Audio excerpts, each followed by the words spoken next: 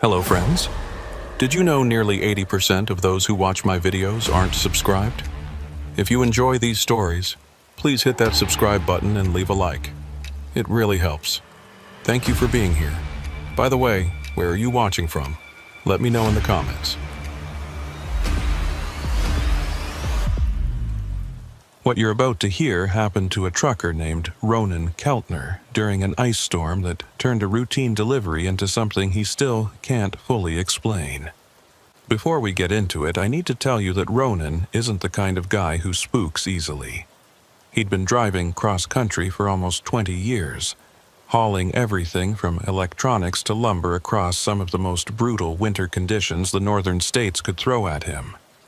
This was a man who'd driven through whiteouts where you couldn't see 5 feet in front of your hood, who'd navigated black ice on mountain passes at 3 in the morning, who'd pulled over to help stranded motorists in minus 30-degree weather without a second thought. But what happened to Ronan on Interstate 94 through North Dakota in February of 2023 was different from any weather emergency he'd ever faced. It wasn't the ice that got to him. It wasn't the wind that made his trailer sway like a pendulum. It was something else entirely, something that made him question whether the roads we drive every day are always the same roads, or if sometimes they lead to places that shouldn't exist. Ronan was hauling agricultural equipment from Minnesota to Montana, running about 4 hours behind schedule because of weather delays at the distribution center. The ice storm had been building all day, one of those nasty February systems that rolls across the plains and turns everything into a skating rink. By the time Ronan merged onto I-94 westbound just past Fargo, the temperature had dropped to 8 degrees, and freezing rain was coating the highway in layers of transparent death. He'd chained up before leaving the truck stop, double-checked his load securement, and called his wife to let her know he'd be taking it slow. Ronan was cautious, professional, the kind of driver who understood that getting home alive was more important than making good time. His plan was to cruise at about 40 miles per hour, stay in the right lane, and keep plenty of distance between himself and any other traffic stupid enough to be out in these conditions. The thing was, there wasn't much other traffic. By 9 o'clock that night, Ronan hadn't seen another vehicle for almost 30 miles. No trucks, no cars, not even a highway patrol cruiser. The road was empty except for the ice and the darkness and the wind that howled across the flat farmland on both sides of the interstate.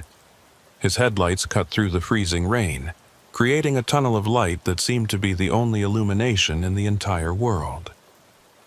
That's when Ronan first noticed the mile marker. It appeared in his headlights like any other marker would, a green reflective sign on a metal post showing the number 127. Nothing unusual about that. He'd driven this stretch of I-94 dozens of times and knew the markers well enough. Mile marker 127 meant he was about halfway between Fargo and Bismarck, right in the heart of absolutely nowhere. But as Ronan continued driving west at his steady 40 miles per hour, he started to get a strange feeling. The landscape around him wasn't changing the way it should. He'd been watching a distinctive cluster of grain silos off to his right, maybe a quarter mile from the highway. Those silos should have disappeared behind him after a minute or two of driving. Instead, they seemed to be keeping pace with his truck, staying at the same distance no matter how far he traveled. Ronan shook his head and blamed it on the weather conditions. Ice storms could play tricks on your depth perception, make distances seem different than they actually were. He focused on the road ahead and tried to ignore the silos, but then he saw the mile marker again. Mile marker 127, appearing in his headlights exactly as it had before. Same green reflective surface, same metal post, same number. He checked his odometer. According to the trip meter, he'd traveled 2.3 miles since he first saw marker 127. But here it was again, or at least another marker with the same number.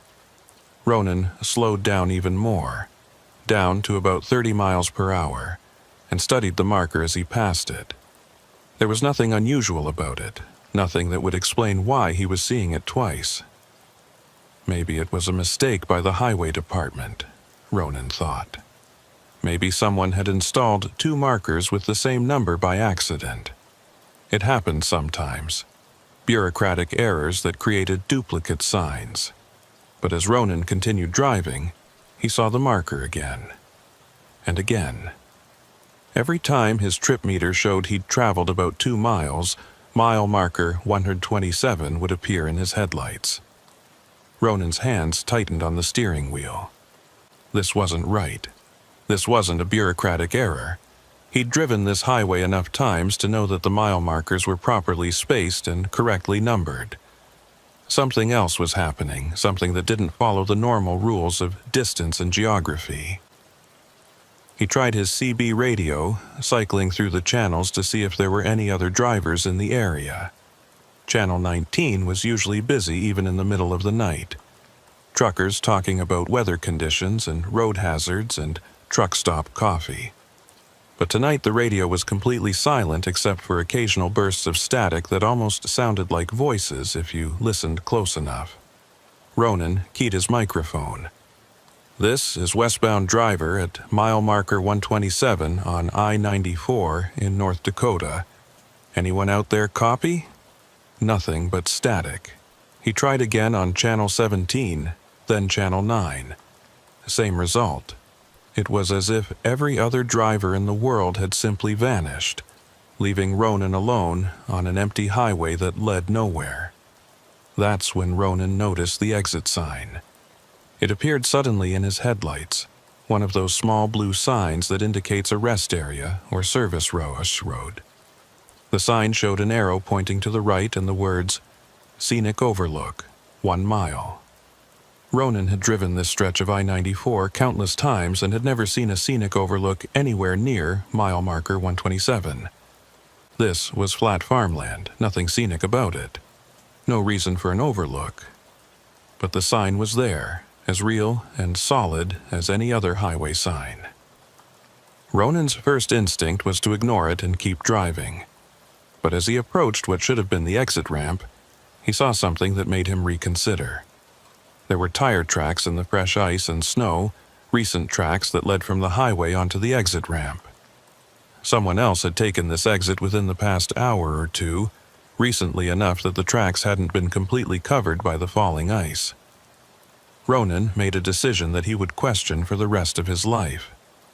He turned onto the exit ramp, following the tire tracks. Maybe whoever made those tracks had found a place to wait out the storm. Maybe there was a rest area or a truck stop that Ronan had somehow forgotten about. Or maybe, and this thought made his stomach tighten, there was someone in trouble who had taken this exit looking for help. The exit ramp curved to the right, leading away from the interstate and into darkness. Ronan's headlights showed a 2-lane road that had been recently plowed, the snow and ice pushed to the sides in neat banks. The road surface was still treacherous, but it was passable. The tire tracks continued ahead, leading deeper into the darkness. Ronan drove slowly, watching his mirrors to keep the interstate in view. But as the exit ramp curved, the highway disappeared behind him, hidden by the terrain and the curtain of freezing rain. Within a minute, Ronan couldn't see the interstate at all. He was on a road that didn't appear on any map, following tire tracks that might belong to another lost driver, or might belong to something else entirely. The road continued for about 2 miles, winding through farmland that looked wrong in the glow of Ronan's headlights. The fields were covered in ice and dead vegetation, but there was something off about the patterns. The furrows in the fields didn't run in straight lines like they should. Instead, they curved and spiraled in ways that made no agricultural sense. The fence posts along the road were tilted at odd angles, as if the ground beneath them had shifted or settled unevenly. Then, Ronan saw the building. It appeared suddenly as he crested a small hill, a structure that looked like a combination of a rest area and a small truck stop. There was a parking lot with space for maybe a dozen trucks, a single-story building with large windows that showed light inside, and even a fuel island with 2 pumps. The whole place was lit up like it was open for business, warm light spilling out onto the ice-covered parking lot. But something about it felt wrong from the moment Ronan saw it. The building looked old, not just weathered, but actually outdated.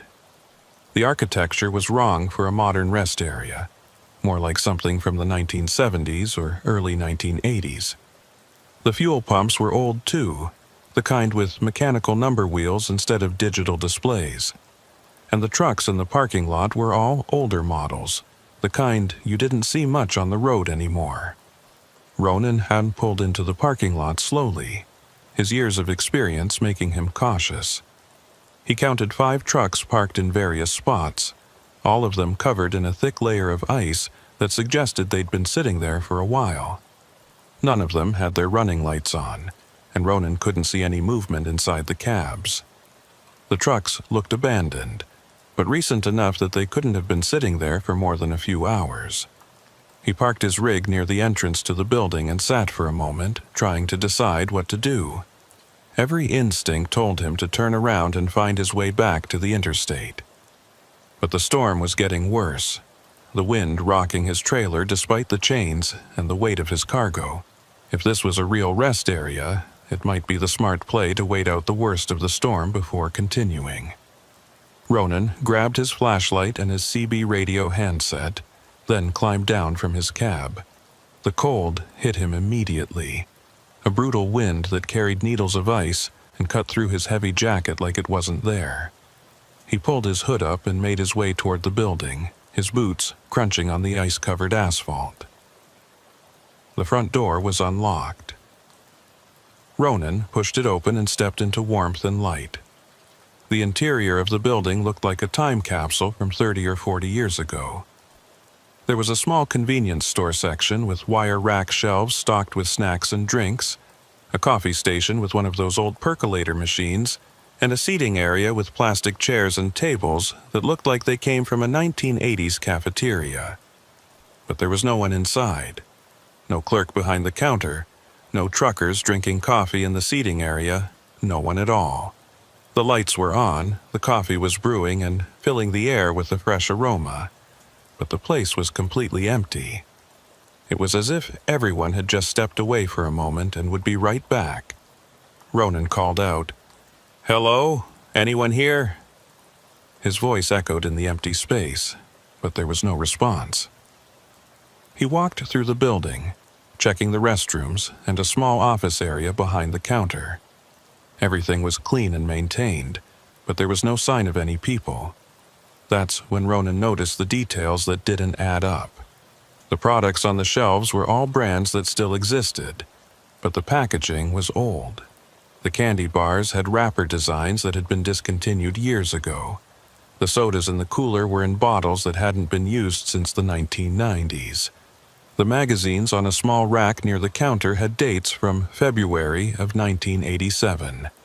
Ronan picked up one of the magazines, a trucking industry publication. The cover showed a new model truck being introduced that year, a truck that Ronan remembered seeing on the roads when he first started driving. The magazine felt real, the pages crisp and the ink still bright. It wasn't some ancient artifact that had been sitting here for decades. It felt fresh, as if it had just been delivered. He set the magazine down and walked to the coffee station. The coffee in the pot was hot and fresh, steam rising from the surface. Ronan poured himself a cup and tasted it. It was good coffee, better than the usual truck stop swill. But the whole situation was so strange that even good coffee couldn't make him relax. Ronan decided to check on the other trucks in the parking lot. Maybe the drivers were sleeping in their cabs, waiting out the storm. He walked back outside into the brutal cold and made his way to the nearest truck, an older Peterbilt that looked like it had been built in the late 1980s. The cab was dark, but Ronan could see through the windows well enough to tell that it was empty. He checked the other trucks one by one. All of them were empty, all of them covered in ice, all of them sitting silent with their engines off. The cabs were locked, but Ronan could see enough through the windows to know that there were no drivers sleeping inside. The trucks had been abandoned, or their drivers had gone somewhere that Ronan couldn't find. As Ronan was checking the last truck, a freightliner with Montana plates, he noticed something that made his blood run cold. There was a logbook lying on the dashboard, visible through the windshield. The logbook was open to a page dated February 14, 1987. Today's date was February 14, 2023. Exactly 36 years later to the day. Ronan stood in the ice and wind, staring at that logbook and trying to make sense of what he was seeing. This truck, like all the others in the lot, looked like it had been parked recently. The ice coating the windshield was fresh, maybe a few hours old at most. But the logbook showed a date from 36 years ago. He pulled out his phone to take a picture of the logbook through the windshield, but his phone had no signal. Not unusual in rural North Dakota, but frustrating. He tried his CB radio again, keying the microphone and calling for anyone who might be listening. All he got was static, and underneath the static, something that might have been voices but was too distorted to understand. Ronan made his way back to his own truck, moving quickly through the cold. He climbed into his cab and locked the doors, then sat for a moment trying to warm up and think through his situation. He'd found a rest area that didn't appear on any map, filled with trucks that looked like they'd been parked recently but showed evidence of being from decades ago. The building was open and maintained but completely empty of people. The smart thing to do was leave immediately and find his way back to the interstate. But as Ronan started his engine and prepared to pull out of the parking lot, he realized he had a problem. The road he'd taken to get here had curved and twisted enough that he wasn't entirely sure which direction led back to the highway. In the darkness and the storm, with no visible landmarks and no GPS signal, it would be easy to head the wrong direction and get even more lost. Ronan decided to wait until daylight, or at least until the storm eased up enough that he could see more than 50 feet. He shut down his engine to conserve fuel and settled into his sleeper berth with a sleeping bag and his emergency supplies. Through his windshield, he could see the rest area building, its lights still burning bright in the darkness. As Ronan tried to rest, he became aware of sounds outside his truck. At first, he thought it was just the wind and the ice, the normal sounds of a winter storm. But as he listened more carefully, he realized the sounds were too regular, too purposeful. It sounded like footsteps, multiple sets of footsteps, crunching through the ice and snow around his truck. Ronan sat up and looked out his windows, but he couldn't see anyone. The parking lot was as empty as before, just his truck and the 5 abandoned vehicles. But the footsteps continued, circling his truck slowly. Sometimes they would stop at his door, and Ronan would hold his breath, waiting for a knock that never came. Then the footsteps would resume, moving around to the other side of his truck. This continued for what felt like hours. Ronan sat in his sleeper berth, listening to invisible footsteps circle his truck in the darkness. He kept his CB radio on, listening for any sign of other drivers, but all he heard was static and the occasional burst of what sounded like voices speaking in a language he couldn't identify. Around what Ronan estimated to be 4 in the morning, the footsteps stopped. The silence that followed was somehow worse than the sound of movement. Ronan waited, listening, but there was nothing except the wind and the creaking of ice-covered metal. That's when his CB radio crackled to life with a voice that was clear and distinct, cutting through the static like a knife. "Westbound driver in the lot, you shouldn't be here. This place isn't for the living. Get back to the highway while you still can." Ronan grabbed his microphone. "Who is this? Where are you?" But the radio had gone silent again, offering nothing but static in response. He tried several more times to raise whoever had spoken, but there was no answer. The voice had mentioned getting back to the highway, which suggested there was a way out of this place. Ronan decided he wasn't waiting for daylight. He fired up his engine, turned on all his lights, and pulled out of the parking lot. He chose the road that seemed most likely to lead back to the interstate, even though in the darkness and storm it was mostly guesswork. As Ronan drove away from the rest area, he looked in his mirrors and saw something that would haunt him. The building's lights were going out one by one, as if someone was walking through flipping switches. Within seconds, the entire place was dark. And in that moment, before the last light went out, Ronan thought he saw figures standing in the windows, dozens of them, all watching his truck drive away into the night. Ronan drove through the darkness with his hands gripping the steering wheel so tight his knuckles had gone white. The road ahead looked different now. Or maybe it had always looked this way and he just hadn't noticed in his eagerness to find shelter.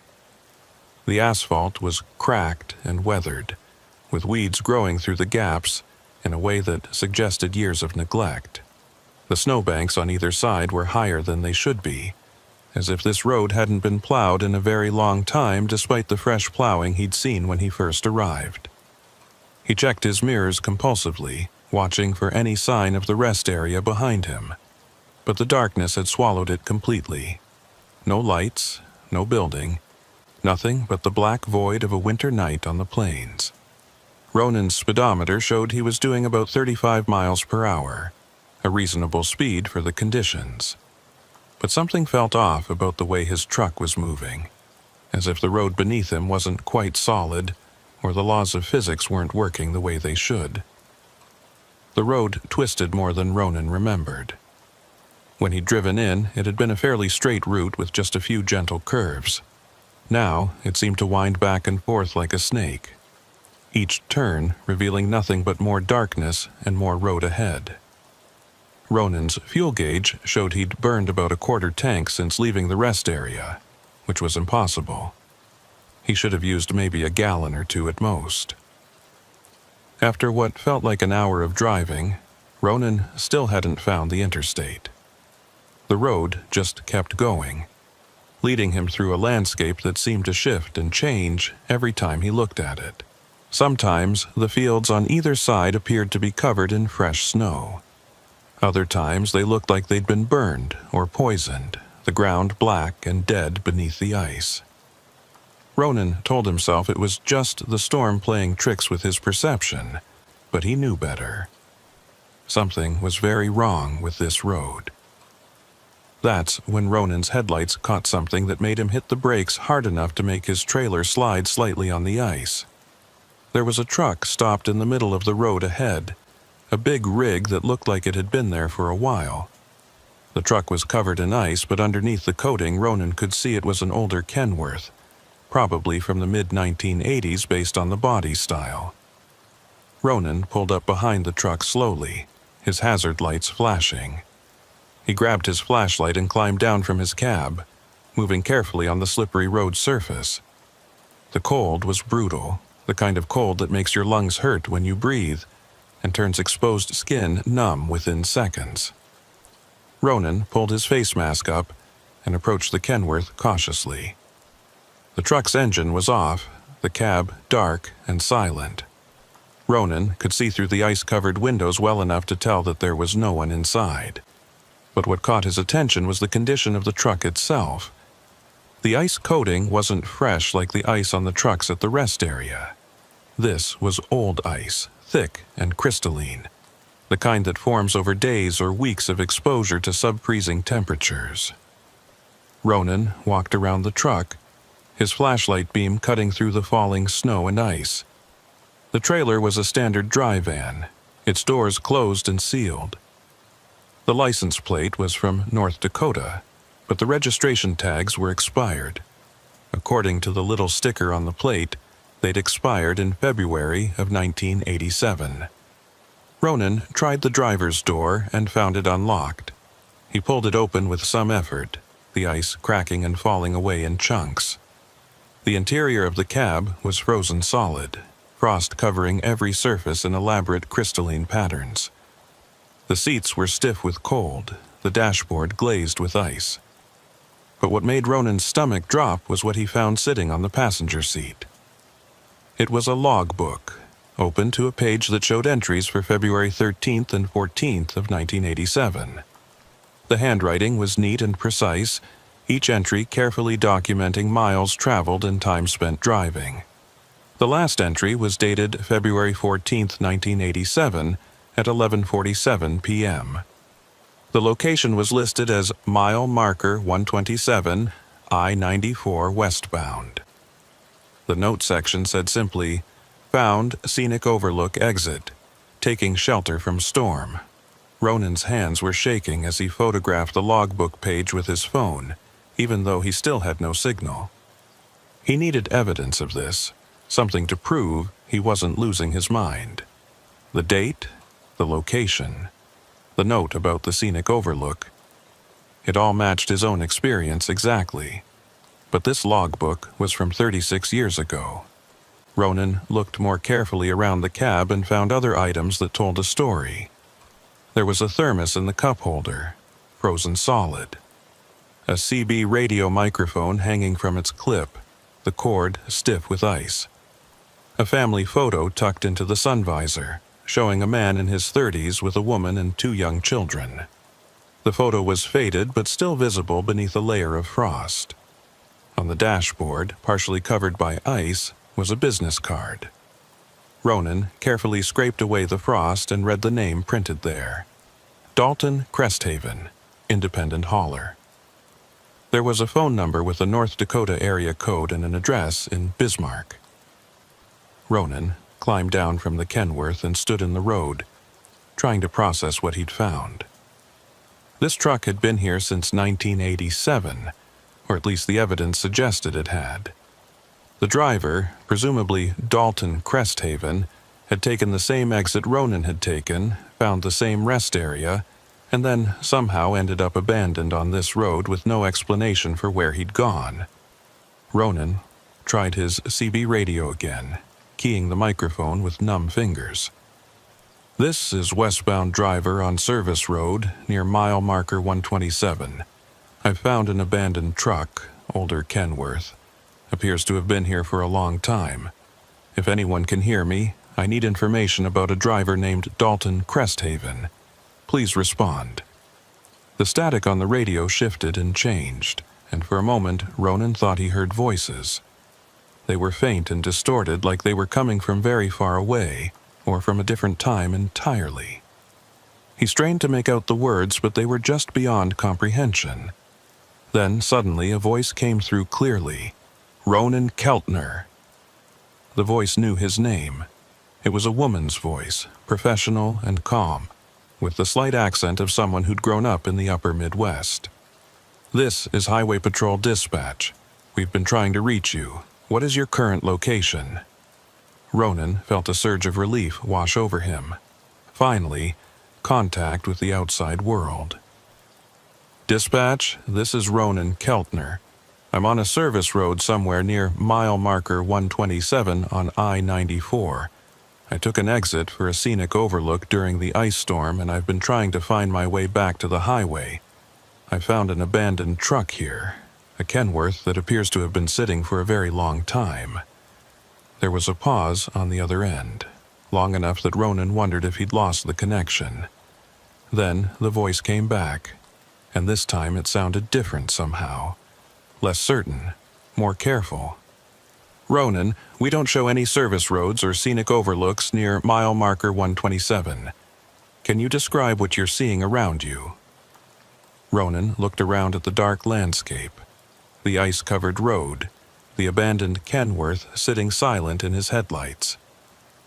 "I'm on a 2-lane road, paved but in poor condition, heavy ice and snow. I found a rest area about an hour ago, looked like it was from the 1980s. Now I'm on this road trying to find the interstate, and I've come across this abandoned truck." Another long pause. When the dispatcher spoke again, her voice had taken on a tone that Ronan couldn't quite identify. Concern, maybe, or something deeper than that. "Ronan, I need you to listen to me carefully. My name is Maeve Lorigan. I'm the senior dispatcher for this district, and I've been doing this job for 15 years. We get calls like yours maybe once every few years. drivers who take an exit near mile marker 127 and find themselves on roads that don't exist on any map. Ronan's throat went dry. What do you mean, roads that don't exist? I mean exactly that. Maeve's voice was steady, professional, but Ronan could hear the undercurrent of something else. The scenic overlook exit you took hasn't existed since the highway department closed it in 1987. There was a rest area there, exactly like you described, but it was demolished over 30 years ago after several drivers disappeared in the area. The exit ramp was removed, the road was torn up, and the whole area was fenced off. Ronan looked at the abandoned Kenworth in front of him, at the logbook entry dated February 14, 1987. The pieces were starting to come together in a way that made his skin crawl. The truck I found belongs to someone named Dalton Cresthaven. According to his logbook, he took the scenic overlook exit on February 14, 1987. That was the last entry. The silence on the other end of the radio lasted so long that Ronan thought he'd lost the connection again. When Maeve spoke, her voice was quiet, almost reverent. Dalton Cresthaven was one of the drivers who disappeared. His truck was never found.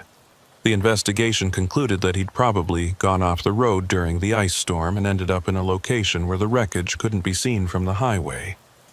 But they searched for weeks and never found anything. Ronan felt the cold seeping deeper into his bones, and it had nothing to do with the temperature outside his truck. Maeve, I'm looking at his truck right now. I'm looking at his logbook. He's not here, but the truck is. And I need to know how to get out of here before whatever happened to him happens to me. Listen to me very carefully, Ronan. Maeve's voice had taken on an urgency that cut through the static and the wind. Every driver who's called in from that area has described the same things you're seeing. The rest area that shouldn't exist. The abandoned trucks. The roads that lead nowhere. Most of them find their way back to the interstate eventually. But not all of them. And the ones who don't come back, we never find their trucks either. So, what do I do? Ronan heard the edge of panic in his own voice and fought to control it. Panic got you killed on the road. Staying calm, thinking clearly, that's what kept you alive. The drivers who made it back all said the same thing. Maeve's words came slowly, as if she was choosing them very carefully. They stopped trying to find the interstate, and instead followed the road wherever it led. Eventually, they found their way back. It's like the road wants you to complete a journey before it lets you leave. I know that sounds crazy, but it's the only consistent pattern we've found. Ronan looked at the road stretching ahead into darkness, then back at Dalton Cresthaven's frozen truck. And what about the drivers who didn't make it back? What happened to them? We don't know. Maeve's voice was heavy with something that sounded like guilt or grief. The official reports say they probably crashed somewhere remote, and the wreckage was never found. But off the record, between you and me, I think they're still out there. Still driving on roads that don't exist, trying to find their way home. Ronan closed his eyes for a moment, fighting back the fear that threatened to overwhelm him. When he opened them again, he'd made a decision. Okay, I'm going to keep driving forward. If this road wants me to complete a journey, I'll complete it. But Maeve, I need you to stay on this channel. I need to know someone out there knows where I am, even if it's a place that shouldn't exist. I'll be here, Ronan. I'm not going anywhere. There was a warmth in Maeve's voice that gave Ronan a small measure of comfort. And Ronan, every driver who's made it back said the same thing. Don't stop. Don't leave your truck, and whatever you see or hear out there, remember that it's not real. It's just the road playing tricks. Ronan wanted to ask what kind of tricks she meant, but he wasn't sure he wanted to know the answer. Instead, he climbed back into his cab, fired up his engine, and started driving again. He maneuvered carefully around Dalton Cresthaven's Kenworth, noting as he passed that his own tire tracks were the only fresh marks on the road. No one else had driven this route in a very long time. The road continued to wind through the darkness, and Ronan followed it with grim determination. His fuel gauge was dropping faster than it should, showing he was down to half a tank despite the relatively short distance he'd traveled. Ronan made a mental note to watch his fuel carefully. Running out of gas on this phantom road would be a death sentence. As he drove, Ronan started noticing other things wrong with the landscape around him. The fence posts along the roadside weren't just tilted. They were bent at angles that suggested enormous force had pushed them over. Some of them had been driven into the ground upside down, the pointed tops buried in the frozen earth while the bases stuck up in the air. Trees in the distance seemed to move when he wasn't looking directly at them, their positions shifting slightly each time he glanced their way. Ronan kept up a steady dialogue with Maeve on the CB, describing everything he saw. She didn't offer explanations, just listened and acknowledged his reports. It helped to have another human voice to focus on, something to anchor him to reality when everything around him seemed to be slipping into something else entirely. "I'm seeing another vehicle ahead," Ronan reported after about 30 minutes of driving. His headlights had picked up the shape of a truck parked on the side of the road. This one looked more recent than Dalton Cresthaven's Kenworth, maybe from the early 2000s based on the body style. "It's a Freightliner. Looks like it's been here a few years, but not decades." "Don't stop to investigate." Maeve's voice was sharp with warning. The drivers who made it back said they kept moving forward no matter what they saw.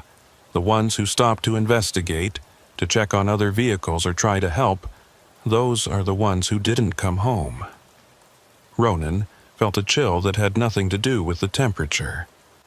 He drove past the Freightliner without slowing, but he couldn't help looking as he passed. The truck was empty, covered in ice, and there was a figure standing next to it. The figure was motionless, just standing there in the freezing wind and ice like a statue. Ronan couldn't make out any details in the darkness, but he could see enough to know it was human-shaped, and it was watching his truck drive by. There was someone standing by that truck, Ronan said quietly into his microphone. His voice sounded strange to his own ears, tight with fear he was trying to control. "I know." Maeve's response was immediate. "They're not real, Ronan. They're just part of the road. Part of whatever this place is. Keep driving." Ronan kept his eyes fixed on the road ahead and his foot steady on the accelerator. In his mirrors, he could see the figure was still standing there, watching. Then, as the distance between them grew, the figure began to move. It started walking toward the road, toward the path Ronan's truck had just traveled. Its movements were slow and deliberate, like someone wading through deep water. "It's following me," Ronan reported, fighting to keep his voice level. "The figure by the Freightliner, it's walking onto the road behind me." "Don't look back," Maeve said firmly. "Focus on what's ahead. The road will try to distract you, try to make you stop or turn around. You have to keep moving forward." Ronan forced himself to look away from his mirrors and concentrate on the road ahead. His truck's systems were all functioning normally, the engine running smooth despite the cold and the bizarre circumstances. Whatever was happening to him, it wasn't affecting his truck's mechanical systems. That was something to hold on to, a piece of normality in a situation that was anything but normal. The road began to climb, rising up a long grade that shouldn't have existed on the flat North Dakota plains. Ronan shifted down and his engine growled as it pulled the heavy trailer up the incline. At the top of the grade, he could see lights in the distance. Not the harsh white of modern LED streetlights, but the softer yellow glow of older sodium vapor lamps. "I see lights ahead," Ronan reported. "Looks like it might be a town or another truck stop." "Describe what you see." Maeve's voice was tense with anticipation or worry. Ronan squinted through his windshield as he crested the hill and got a better view. It's a small town, maybe a dozen buildings. Old-style architecture looks like something from the 1950s or 60s. Main Street layout with buildings on both sides of the road. The lights are on, but I don't see any movement, no cars, no people. That's good, Maeve said, and Ronan could hear the relief in her voice. Several of the drivers who made it back reported seeing a town. They said they drove straight through without stopping, and shortly after that, they found themselves back on the interstate. You're getting close, Ronan. Just keep going. Ronan's fuel gauge was showing a quarter tank remaining, which worried him. But if Maeve was right about being close to the end of this nightmare, he should have enough to make it. He maintained his speed as he approached the town, his headlights illuminating the old buildings that lined the main street. The town looked like it had been frozen in time. There was a gas station with pumps that had mechanical number wheels instead of digital displays. A diner with a neon sign that flickered in shades of pink and blue. A movie theater marquee advertising films that Ronan vaguely remembered from his childhood. Everything looked real and solid, but there was no one there. The streets were empty, the buildings dark despite the lights that burned in their windows. As Ronan drove through the town, he noticed details that made his skin crawl. The cars parked along the main street were all from the same era as the buildings, models from the 1950s and 60s. But they were covered in ice and snow, abandoned just like the trucks he'd seen on the road. The storefronts displayed merchandise that looked fresh and new, but when Ronan looked closer he could see that everything was covered in a thin layer of dust, as if it had been sitting untouched for decades. "I'm in the town," Ronan said quietly into his microphone. "It's like a ghost town, everything here but no people. The buildings look maintained but abandoned." "Keep driving," Maeve urged. "Don't stop, don't get out of your truck, just pass through and keep going." Ronan was halfway through the town when he saw movement. A door to the diner opened, and figures began emerging onto the street. They moved slowly, purposefully, spreading out to block the road ahead. Ronan counted at least a dozen of them, all wearing clothing from different eras. Some were dressed in the style of the 1950s, others in the fashion of the 1980s, and a few in more recent clothing. "There are people blocking the road," Ronan reported, his hands tightening on the steering wheel. "They're standing in the street, not moving out of the way. Drive through them." Maeve's voice was hard and urgent. "Don't slow down, don't swerve. They're not real. Drive straight through and don't look back." Ronan's every instinct screamed at him not to drive into a crowd of people, but he remembered Maeve's words about the road playing tricks, about nothing here being real. He kept his foot steady on the accelerator and his hands firm on the wheel as his truck bore down on the figures blocking the road. At the last second, just as Ronan's bumper was about to hit the first figure, they all disappeared. One moment they were solid and real, the next they were gone like smoke. Ronan drove through the empty space where they'd been standing and kept going, his heart pounding so hard he could feel it in his throat. "They're gone," Ronan said, his voice shaking despite his efforts to control it. "They just vanished when I got close." "Good. You did exactly right." Maeve sounded like she'd been holding her breath and had just exhaled. "How's your fuel?"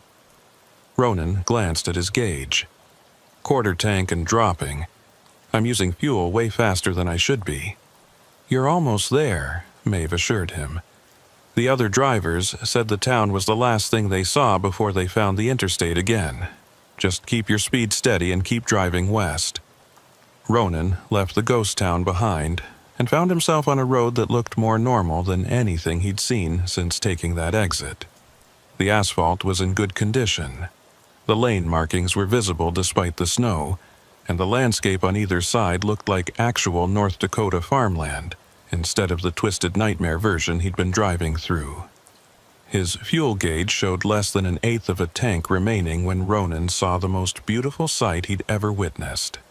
Ahead in the distance, illuminated by the first hints of dawn breaking over the horizon, was Interstate 94. Real, solid, unmistakable I-94 with its wide lanes and green mile marker signs. "I see it," Ronan said into his microphone, his voice thick with emotion. "I can see the interstate." "Then get to it and don't look back," Maeve ordered. "And Ronan, when you get back on I-94, you're going to be at mile marker 159. Don't ask me how or why. Just accept it and keep driving west toward your delivery." Ronan's truck climbed the entrance ramp and merged onto I-94 westbound. The moment his tires hit the interstate, everything changed. His fuel gauge jumped back up to showing 3/4 of a tank. His GPS came back online, displaying his location at mile marker 159, just like Maeve had said. And his CB radio, which had been silent except for Maeve's voice for hours, suddenly came alive with the normal chatter of truckers discussing road conditions and weather. "I'm on the interstate," Ronan reported to Maeve. "Everything's back to normal. My fuel gauge, my GPS, everything." "I know," Maeve said softly. "I'm showing you on our tracking system now. You're exactly where you should be, right on schedule for your delivery to Montana." Ronan wanted to ask how that was possible, how he'd spent hours on that phantom road and somehow hadn't lost any time at all. But he was too exhausted, too overwhelmed to process it right now. Instead, he asked, "Maeve, does this happen often? Drivers taking that exit and getting lost on roads that don't exist?" "Once every few years," Maeve replied. "Like I said, I've been doing this job for 15 years, and you're the 7th driver I've talked through it. Most make it back. A few don't. And Ronan, you should know that officially, this conversation never happened. There's no record of you calling in, no record of us talking. The highway department doesn't acknowledge that the scenic overlook exit still exists in any form. But it does exist," Ronan said quietly. "I was there. I saw Dalton Cresthaven's truck." "I know." Maeve's voice was heavy with something that sounded like grief. "Believe me, I know. But officially, none of it exists. Just be grateful you made it back and try to forget about what you saw out there." Ronan knew he'd never forget. How could he? But he also understood what Maeve was really saying. Some things couldn't be explained or documented, and trying to make sense of them would only drive you crazy. "Thank you, Maeve, for staying on the line, for talking me through it. I don't think I would have made it without you." "Just doing my job," Maeve said, but Ronan could hear the warmth in her voice. "Now get that delivery to Montana and drive safe. And Ronan, if you ever drive through this area again and you see that scenic overlook exit, just keep driving. Don't take it, no matter what. Don't worry," Ronan said with absolute certainty. "I learned my lesson." The radio went silent after that, and Ronan settled into the familiar rhythm of the long-haul driving. The sun was coming up over the plains, painting the ice-covered landscape in shades of gold and pink. The storm had passed, leaving behind a world that looked clean and new and, most importantly, real. Ronan made it to Montana and completed his delivery without incident. The customer was happy with the on-time arrival. His dispatcher was pleased with his performance, and on paper everything looked exactly as it should. But Ronan couldn't shake the feeling that something fundamental had changed during those hours on the Phantom Road. He felt different somehow, like he'd crossed a threshold that couldn't be uncrossed. The drive back east took him through the same stretch of I-94 where he'd taken that scenic overlook exit. Ronan watched his odometer carefully as he approached mile marker 127, his hands tight on the steering wheel and his eyes scanning the roadside for any sign of that exit ramp. but there was nothing there. Just empty prairie on both sides of the highway, covered in snow and ice, with no indication that a road had ever existed in that location. Ronan tried to convince himself that the whole experience had been some kind of hallucination, brought on by exhaustion and storm conditions. Maybe he'd fallen asleep at the wheel and dreamed the entire thing. Maybe the stress of driving in an ice storm had caused him to have some kind of break from reality. But the memory was too vivid, too detailed to be just a dream. And there was the matter of Maeve Lorigan and their conversation on the CB radio.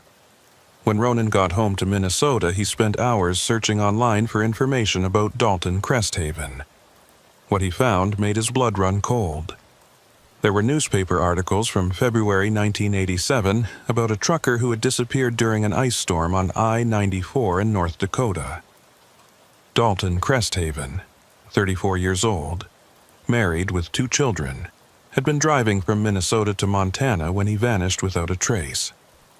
The articles described an extensive search effort that lasted for weeks. Law enforcement, volunteers, and even aerial surveys had covered hundreds of square miles looking for any sign of Cresthaven or his truck. The prevailing theory was that he'd gone off the road during the storm and ended up in a ravine or depression where the wreckage couldn't be easily spotted, but they never found anything. No truck, no body, no evidence of what had happened to him. What made Ronan's hands shake as he read the articles was a quote from Cresthaven's wife. She said that Dalton had called her on his CB radio during the storm, said he'd found a rest area to wait out the worst of the weather. That was the last anyone heard from him. The rest area he'd described didn't match any known facilities in the area, and investigators had concluded he must have been confused or disoriented by the storm conditions. Ronan printed out the articles and added them to a folder he was building. He also searched for information about the scenic overlook exit and the rest area that Maeve had mentioned. Official Highway Department records showed that an exit had indeed existed at mile marker 127, installed in the early 1970s to provide access to a scenic overlook and small rest facility. But the exit had been permanently closed in February of 1987 due to safety concerns and what the records vaguely described as recurring incidents. The rest area had been demolished shortly after the closure, and the exit ramp had been removed and the land restored to its natural state. According to the official records, the area had been fenced off and was now considered part of a protected wildlife corridor. But Ronan had been there. He'd driven on that road, seen that rest area, touched the frozen logbook in Dalton Cresthaven's truck. It hadn't been a hallucination or a dream. Ronan tried to contact Maeve Lorigan at the North Dakota Highway Patrol, but when he called the dispatch center and asked for her by name, the supervisor who answered said there was no one by that name working there. Ronan described her voice, her position as senior dispatcher, her 15 years of experience. The supervisor was polite but firm. They'd never had a dispatcher named Maeve Lorigan, and they only had 3 dispatchers total, none of whom matched the description Ronan provided. That's when Ronan started to wonder if Maeve had been real at all. Maybe she was part of the Phantom Road, another trick designed to guide lost drivers back to reality. Or maybe she was something else entirely, a presence that existed in that space between the real highway and the impossible roads that branched off from it. Either way, Ronan owed her his life, and he'd never be able to thank her properly. Ronan returned to work, but he found himself constantly thinking about what he'd experienced. He started paying attention to trucker forums and message boards, looking for others who might have had similar encounters. What he found was both reassuring and disturbing. There were dozens of reports from drivers who claimed to have taken exits that didn't exist, found rest areas that weren't on any map, or driven on roads that led to impossible places. Most of these reports were dismissed as tall tales, or the result of drivers falling asleep at the wheel and having vivid dreams. But Ronan could read between the lines and recognize the authentic accounts from the made-up stories. The real ones had details that matched his own experience. The sense of time being wrong, the abandoned trucks from different eras, the feeling that the road wanted something from you before it would let you go. Ronan started contributing to these discussions, carefully sharing his own story without revealing too many details. He wanted to connect with other drivers who'd been through the same thing, to confirm that he wasn't alone in this experience. The responses he got were mixed. Some people thought he was making it up for attention. Others shared their own stories of impossible roads and phantom exits. And a few warned him to stop talking about it, to forget what he'd seen and move on with his life. One message in particular caught Ronan's attention. It came from someone using the screen name Night Driver 87, and it was sent as a private message rather than posted on the public forum. The message was short and direct. "You found Cresthaven's truck. That means you were further in than most. We need to talk. There are things about that road you need to understand before it comes back for you." Ronan stared at that message for a long time before responding. The idea that the road might come back for him was terrifying, but it also made a certain horrible sense. He'd escaped from that place, but had he really? Or had he just been granted a temporary reprieve? Ronan sent a reply asking Night Driver 87 to explain what they meant. The response came quickly. Night Driver 87 wanted to meet in person at a truck stop in Fargo, North Dakota. The meeting would have to be face-to-face because, as Night Driver 87 put it, some things can't be discussed electronically. Ronan agreed to the meeting, driven by a need to understand what had happened to him and what might still be coming. 2 weeks after his experience on the Phantom Road, Ronan found himself sitting in a booth at a truck stop restaurant in Fargo, nursing a cup of coffee and watching the door. Night Driver had said he'd be there at 7 in the evening, and Ronan had arrived 15 minutes early. The truck stop was busy with the usual mix of professional drivers, tourists, and locals grabbing a quick meal. At exactly 7 o'clock, a man walked into the restaurant and looked directly at Ronan's booth. He was in his late 50s with weathered features and the kind of careful, economical movements that came from years of living in truck cabs and adapting to limited space. He walked over to Ronan's booth and slid into the seat across from him without saying a word. "You're Ronan Keltner," the man said. It wasn't a question. "I'm pleased to see you made it back. Not everyone does." Ronan had studied the man across from him. There was something familiar about his eyes, a kind of haunted look that Ronan had started seeing in his own reflection. "You're Night Driver 87? You've been on that road too." The man nodded slowly. "More times than I care to count. My name's not important, but you can call me what the others call me. I'm a guide.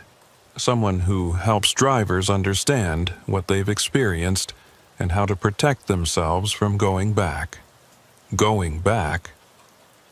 Ronan felt a chill run down his spine. "You mean it could happen again?" The guide leaned forward, his voice dropping to just above a whisper. "The Phantom Road doesn't just exist in one place, Ronan. It's like a network, a spiderweb of impossible routes that connect to the real highway system at certain points.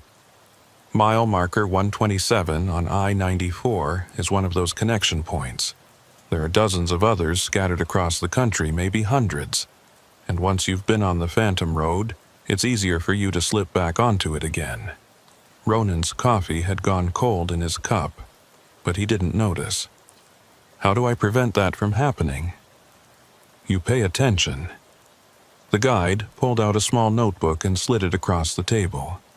"This contains a list of known connection points, places where the Phantom Road intersects with real highways. You avoid these areas, especially during bad weather or at night.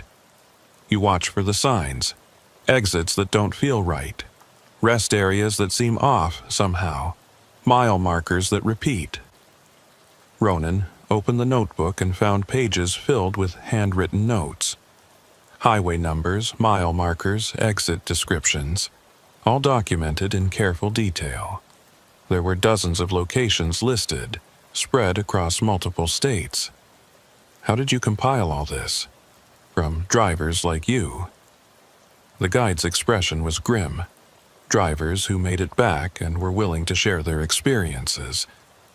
Every entry in that book represents someone who survived an encounter with the Phantom Road. But for every survivor, there are probably 2 or 3 drivers who didn't make it back. Drivers like Dalton Cresthaven. I found his truck, Ronan said quietly. I saw his logbook, his last entry. He took the same exit I did. The guide nodded. Cresthaven was one of the early ones before we understood what was happening. Back in the 80s, drivers who took those exits and didn't come back were just listed as missing, presumed dead in weather-related accidents. It wasn't until the late 90s that some of us started to notice the pattern. The connection points, the phantom roads, the trucks that disappeared without a trace. What is it? Ronan asked. What is that place? Is it supernatural, some kind of alternate dimension, what? The guide was quiet for a long moment, choosing his words carefully. We don't know for sure. Some think it's a place where time works differently, where past and present exist simultaneously. Others think it's some kind of trap, a supernatural phenomenon that feeds on lost travelers. I've heard theories involving government experiments, natural anomalies, even alien technology. The truth is, we don't understand it. We just know it exists and that it's dangerous. Ronan thought about the ghost town he'd driven through, the figures that had blocked the road and then vanished. The things I saw there, were they real? The people, the abandoned trucks, all of it? That depends on what you mean by real. The guide leaned back in his booth. They exist in that space, in that moment. But are they independent entities with their own consciousness, or are they just echoes and shadows created by the road itself?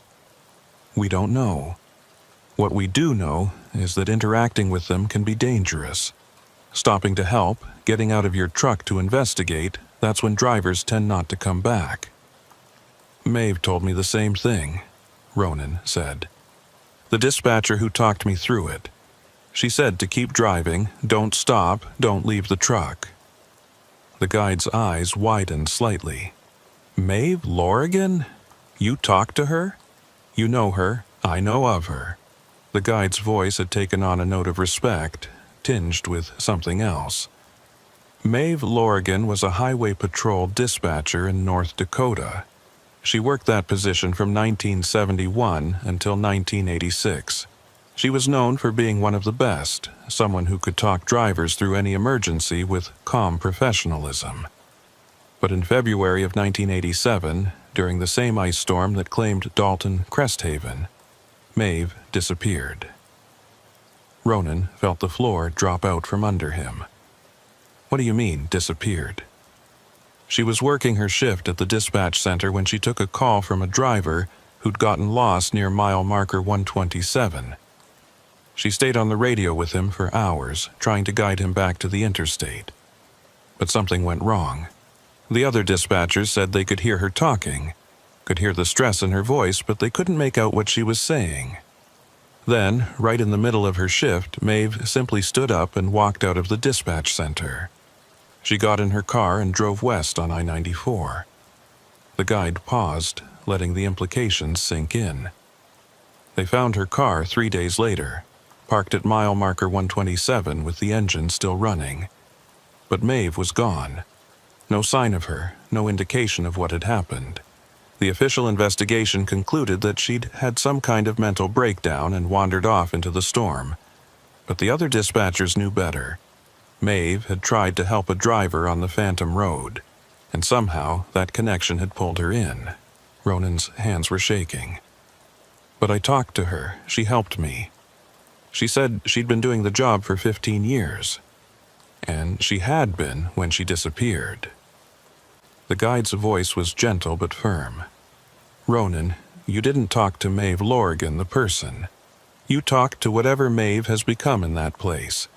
Some kind of echo or spirit or presence that still tries to help lost drivers.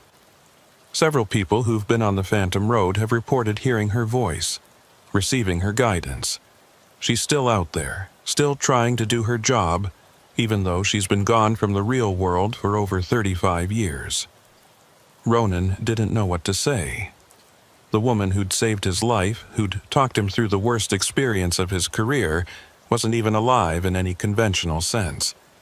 She was trapped on that Phantom Road, serving as a guide for other lost drivers. The thought filled him with a mixture of gratitude and profound sadness. There's something else you need to know, the guide continued. The fact that you found Cresthaven's truck means you went deeper into the Phantom Road than most survivors. Usually, drivers take the exit, find the rest area, get spooked, and manage to find their way back to the interstate fairly quickly. But you drove past the rest area, encountered multiple abandoned vehicles, even passed through the ghost town. That's rare. That's deep. What does that mean for me? It means the road has a stronger claim on you than it does on most survivors. The guide's expression was serious.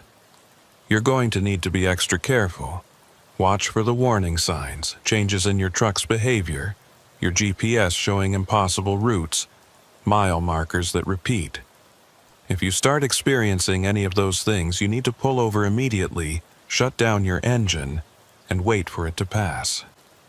Ronan absorbed this information, adding it to the growing weight of knowledge he wished he didn't have. Is there any way to permanently protect myself? Some kind of ritual or talisman or something? The guide smiled, but there was no humor in it.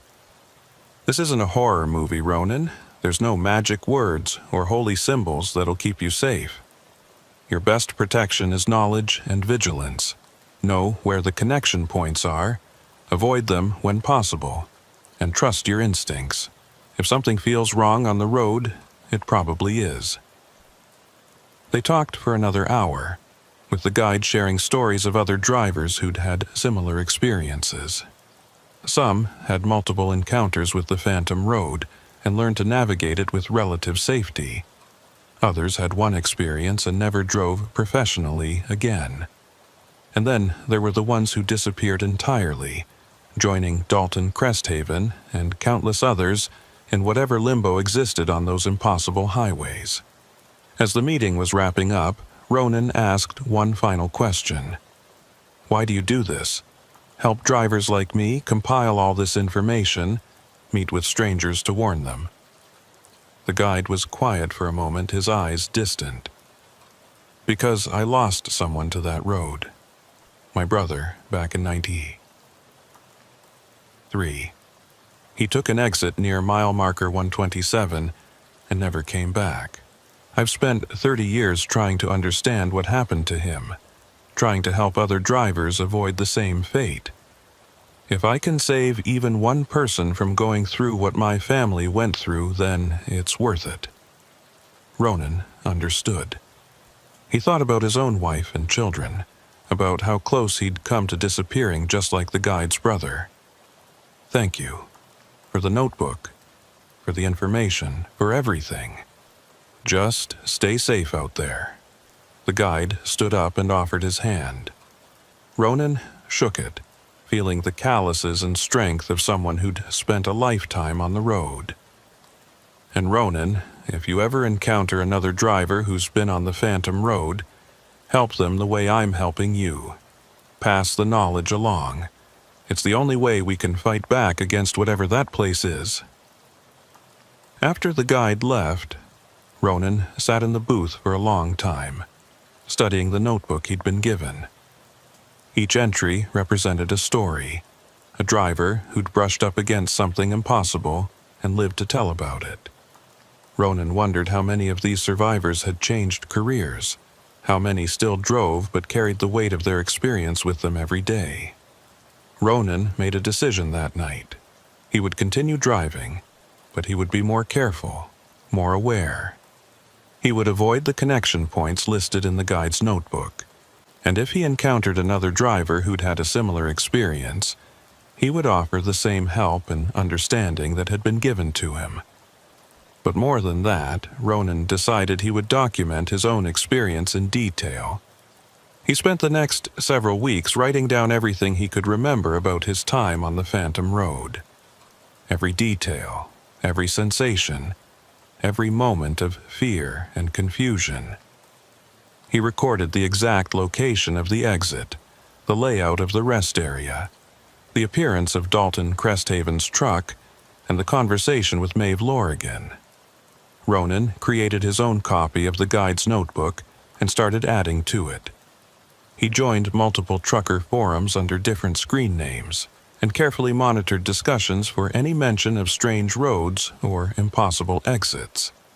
When he found accounts that seemed genuine, he reached out to the drivers and shared his own story. Some responded with relief, grateful to find someone who believed them. Others never replied, perhaps deciding it was safer to forget than to remember. 3 months after his experience, Ronan was driving through North Dakota again on a different route. It was a clear spring day, no storms, perfect visibility. But as he approached a certain section of highway, his GPS suddenly flickered and showed a route that didn't match the road ahead. The suggested detour would take him off the interstate onto a county road that his maps showed as being closed for construction. Ronan felt his heart rate spike. This was exactly the kind of warning sign the guide had told him to watch for. He immediately pulled onto the shoulder, shut down his engine, and waited. For the next 10 minutes, he sat in his truck and watched as his GPS continued to suggest the impossible route. Then, as suddenly as it had started, the glitch cleared and his GPS showed the correct road ahead. Ronan sat there for another 5 minutes, making sure the anomaly was truly gone. Then he restarted his engine and continued on his way, his hands slightly shaky on the wheel. The Phantom Road had tried to call him back, but he'd recognized the signs and resisted. It was a small victory, but an important one. That incident convinced Ronan that the guide had been right. The road did have a stronger claim on him now. He would need to be vigilant for the rest of his driving career, always watching for the signs that reality was starting to slip. It was an exhausting way to live, but it was better than the alternative. Ronan also started noticing other trucks on the highway that seemed wrong somehow. Older models that were too well maintained for their age. Drivers who sat perfectly still in their cabs as if they weren't really driving. Mile markers that appeared twice when he wasn't paying close attention. He couldn't be sure if these were genuine anomalies or just his heightened awareness making him see patterns where none existed. But Ronan had learned one crucial lesson from his experience. Trust your instincts. If something felt wrong, even if you couldn't explain why, it was better to be cautious than to ignore that inner warning. The Phantom Road was always out there, always waiting for drivers who weren't paying attention or who thought they were immune to its pull. Late one night, Ronan was parked at a rest area in Montana, taking his mandatory rest break. He was sitting in his cab, reading through the guide's notebook for what must have been the 100th time, when his CB radio crackled to life. The voice that came through was familiar, warm and professional with that slight Midwest accent. "Ronan Keltner, this is Maeve Lorigan. I just wanted to check in. Make sure you're doing all right out there."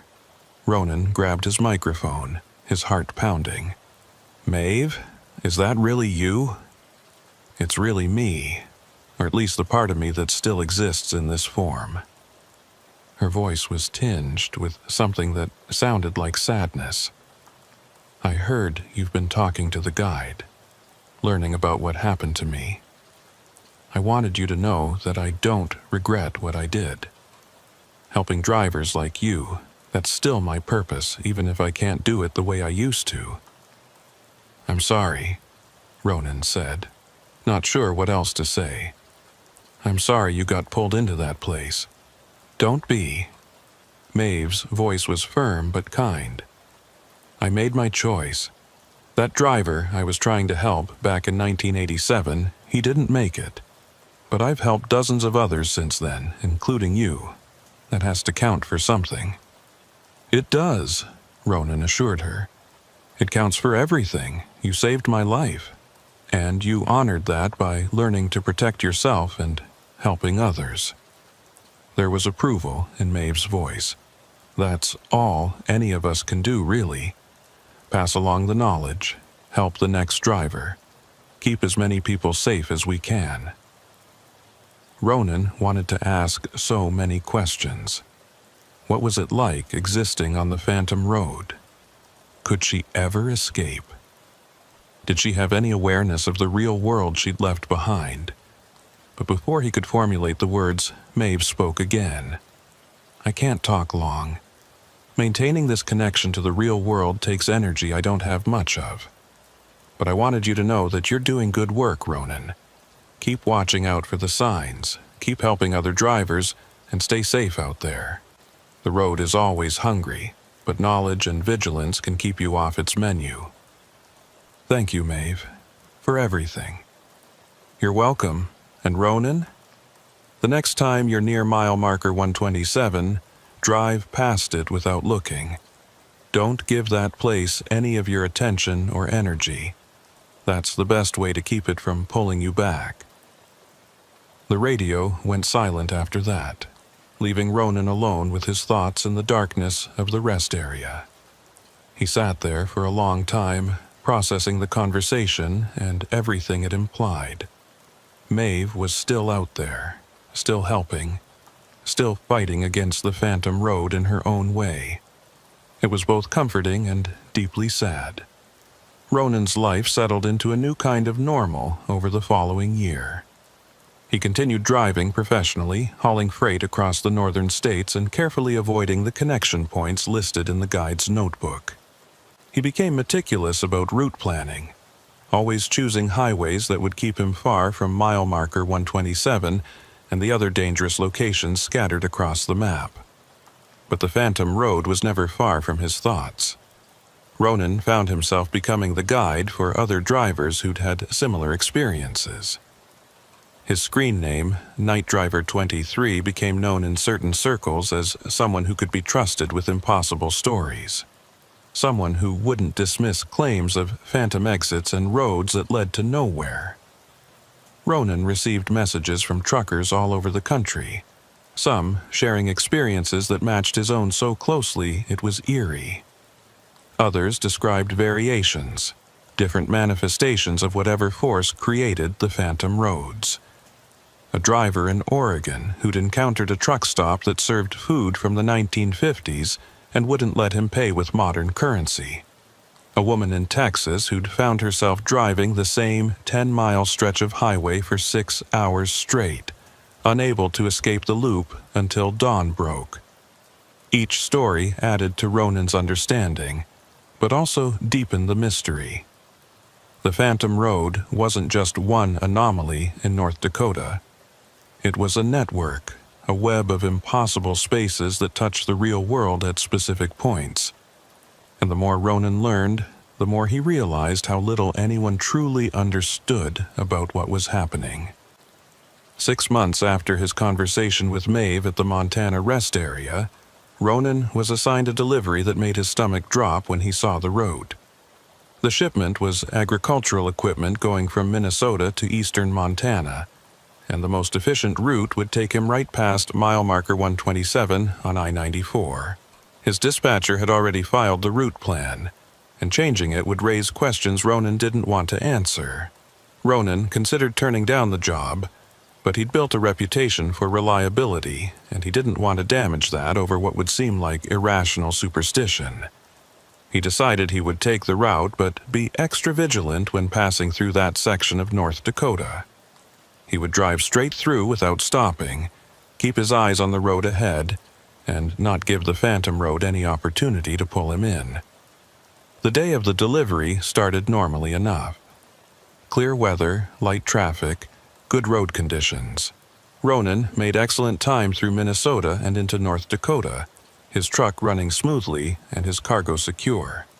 But as he approached the section of highway near mile marker 127, Ronan felt his anxiety building. His hands were sweating on the steering wheel, and he found himself checking his mirrors compulsively. Mile marker 125 passed on his right, then 126. Ronan's heart was pounding now, his breath coming faster. He told himself it would be fine, that he just needed to drive past and keep going. The phantom road only appeared to those who took the exit, who went looking for it. As long as he stayed on the interstate, he would be safe. Mile marker 127 appeared ahead, and Ronan forced himself to look straight ahead, not at the roadside where the scenic overlook exit had once existed. He maintained his speed at exactly 65 miles per hour, his truck's cruise control locked in. The mile marker passed on his right, just a green sign like any other. Nothing unusual, nothing wrong. But as Ronan checked his rearview mirror, he saw something that made his blood turn to ice. Behind him, clearly visible in the late afternoon sun, was an exit ramp. The scenic overlook exit was there, exactly where it shouldn't be, with a truck pulling onto it. An older model truck that Ronan couldn't quite make out clearly in the distance. Ronan's first instinct was to pull over and warn the driver on his CB, but he remembered Maeve's words about not giving the phantom road any attention or energy. He also remembered the guide's warning that the road had a stronger claim on him now. Stopping to help, getting involved, that could be exactly what the road wanted. So Ronan kept driving. He watched in his mirrors as the exit ramp and the truck disappeared behind him, swallowed by the distance and the curve of the highway. He felt like a coward for not trying to help, but he also knew that self-preservation wasn't cowardice. It was survival. Mile marker 128 passed. Then 129, Ronan allowed himself to relax slightly. He'd made it past the danger zone without incident.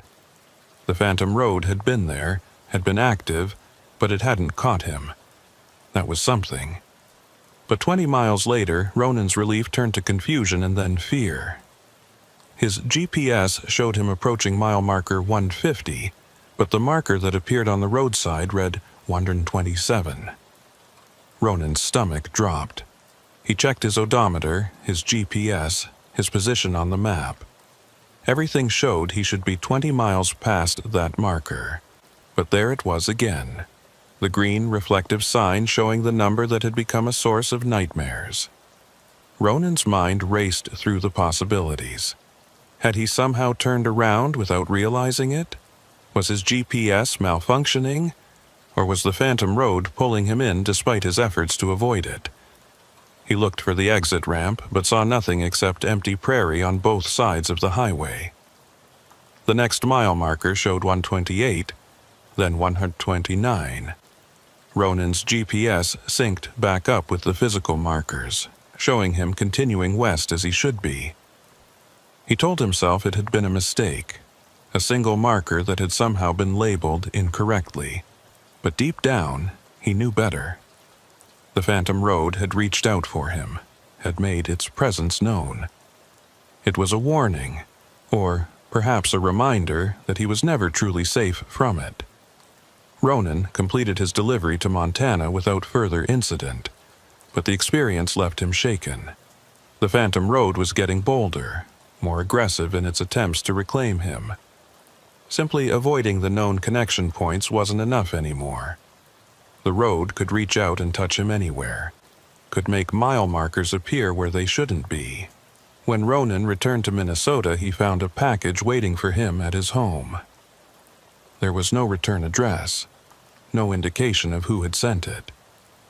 Inside was a hand-drawn map, more detailed than the guide's notebook, showing connection points across North America.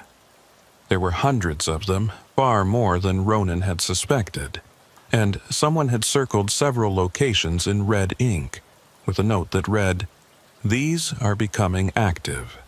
Avoid at all costs. Ronan recognized the handwriting from the guide's notebook. Apparently, the network of people tracking the Phantom Road was more organized than he'd realized. Someone was monitoring the connection points, watching for changes in their behavior. And whoever it was thought Ronan needed to know about the spreading danger.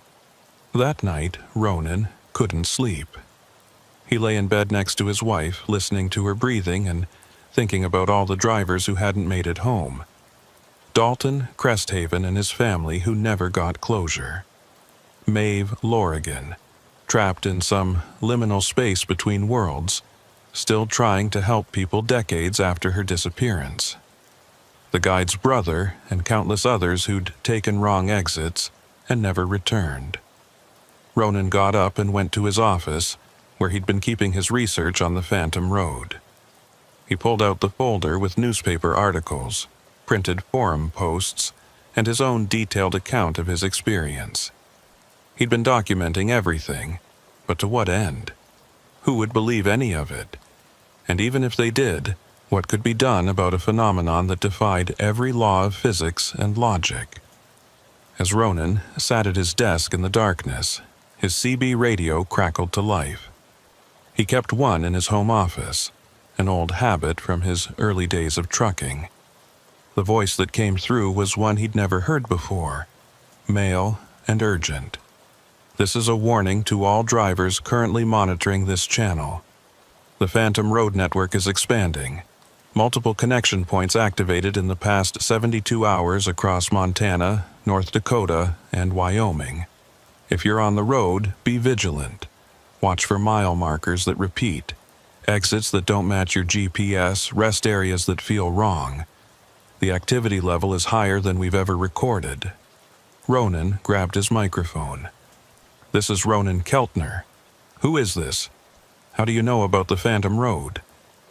There was a pause, then a different voice came on. This one was familiar, warm, despite the static.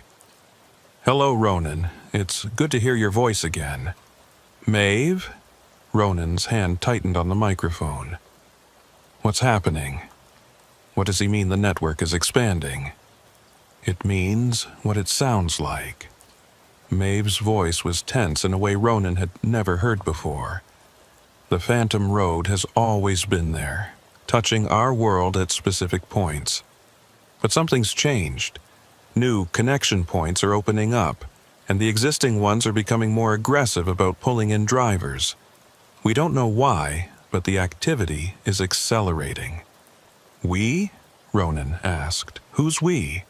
The ones who got pulled in and never made it back out, Maeve said quietly. We exist in the spaces between. We can see things that those in the real world can't, and what we're seeing right now is concerning.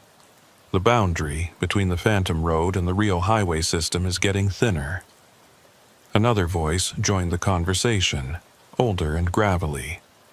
Ronan Keltner, this is Dalton Cresthaven.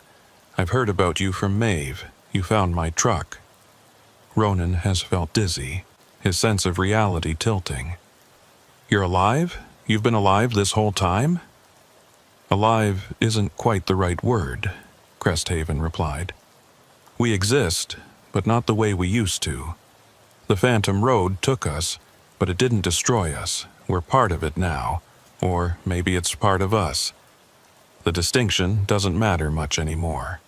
What matters is warning drivers like you about what's coming. More voices joined in. A chorus of drivers from different eras and different locations. Some identified themselves, others remained anonymous. But they all shared the same message. The Phantom Road was changing, growing stronger, and the number of drivers being pulled in was increasing. What can I do? Ronan asked, feeling helpless. How do I protect myself and warn other drivers without sounding insane? You keep doing what you've been doing, Maeve said. Document everything. Share information with other survivors. Build the network of living drivers who understand the danger. And most importantly, stay alert. The Phantom Road will try for you again, Ronan. You went too deep, saw too much. It won't give up easily." The voices began to fade, static overwhelming the signal. Ronan called out for Maeve, for Cresthaven, for any of them. But the radio had gone silent again, leaving him alone in his office with nothing but the hum of electronics and the weight of impossible knowledge. Ronan didn't go back to bed that night. Instead, he spent the hours until dawn updating his documentation, adding the new information to his records. He marked the recently activated connection points on his map in red ink, cross-referencing them with recent reports of missing truckers he'd found in online databases. The pattern was unmistakable. Disappearances were increasing, concentrated around the connection points but spreading to new areas. Whatever the Phantom Road was, it was growing more powerful. And Ronan had a sinking feeling that his first encounter with it wouldn't be his last. Over the following weeks, Ronan became obsessed with tracking the Phantom Road's expansion. He created spreadsheets, plotted data points, analyzed reports from truckers who'd experienced anomalies on the highway. He reached out to more survivors, building a network of drivers who'd encountered the impossible and lived to document it. But the more Ronan learned, the more he realized how little control anyone had over the situation. The Phantom Road operated by its own logic, following patterns that seemed random but might follow rules no human could comprehend. Drivers were being taken with increasing frequency, and there was no authority, no government agency, no organization that could or would address the problem. Ronan tried once to report his findings to the Department of Transportation, hoping that official acknowledgement might lead to warnings or safety measures. The bureaucrat he spoke with was polite but dismissive, suggesting that Ronan was conflating unrelated missing persons cases and seeing patterns where none existed. When Ronan persisted, he was politely told that if he continued making unfounded claims, it could affect his commercial driver's license status. So Ronan fell back on the grassroots network, sharing information through trucker forums and private messages. Some drivers listened and took precautions. Others dismissed him as a conspiracy theorist or someone who'd spent too much time alone on the road. But enough people were paying attention that Ronan felt like he was making a difference, however small. 3 months after the CB radio warning, Ronan was driving through Wyoming on a clear summer night. He was taking a route that avoided all known connection points, keeping to highways that had shown no Phantom Road activity. The drive should have been routine, uneventful. But around 2 in the morning, Ronan's headlights caught something that shouldn't have been there. A truck was parked on the shoulder ahead, hazard lights flashing. As Ronan approached, he could see it was an older model, probably from the early 2000s. A figure stood next to the driver's door, waving for help. Every instinct Ronan had developed told him to keep driving. Stopping to help stranded motorists was basic trucker courtesy, but stopping for the wrong vehicle could mean never leaving the Phantom Road. Ronan slowed slightly, trying to get a better look at the truck and the person flagging him down. In the glow of his headlights, Ronan could see the truck more clearly.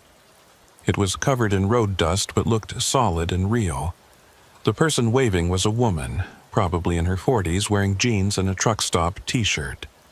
Nothing about the scene screamed danger or supernatural threat.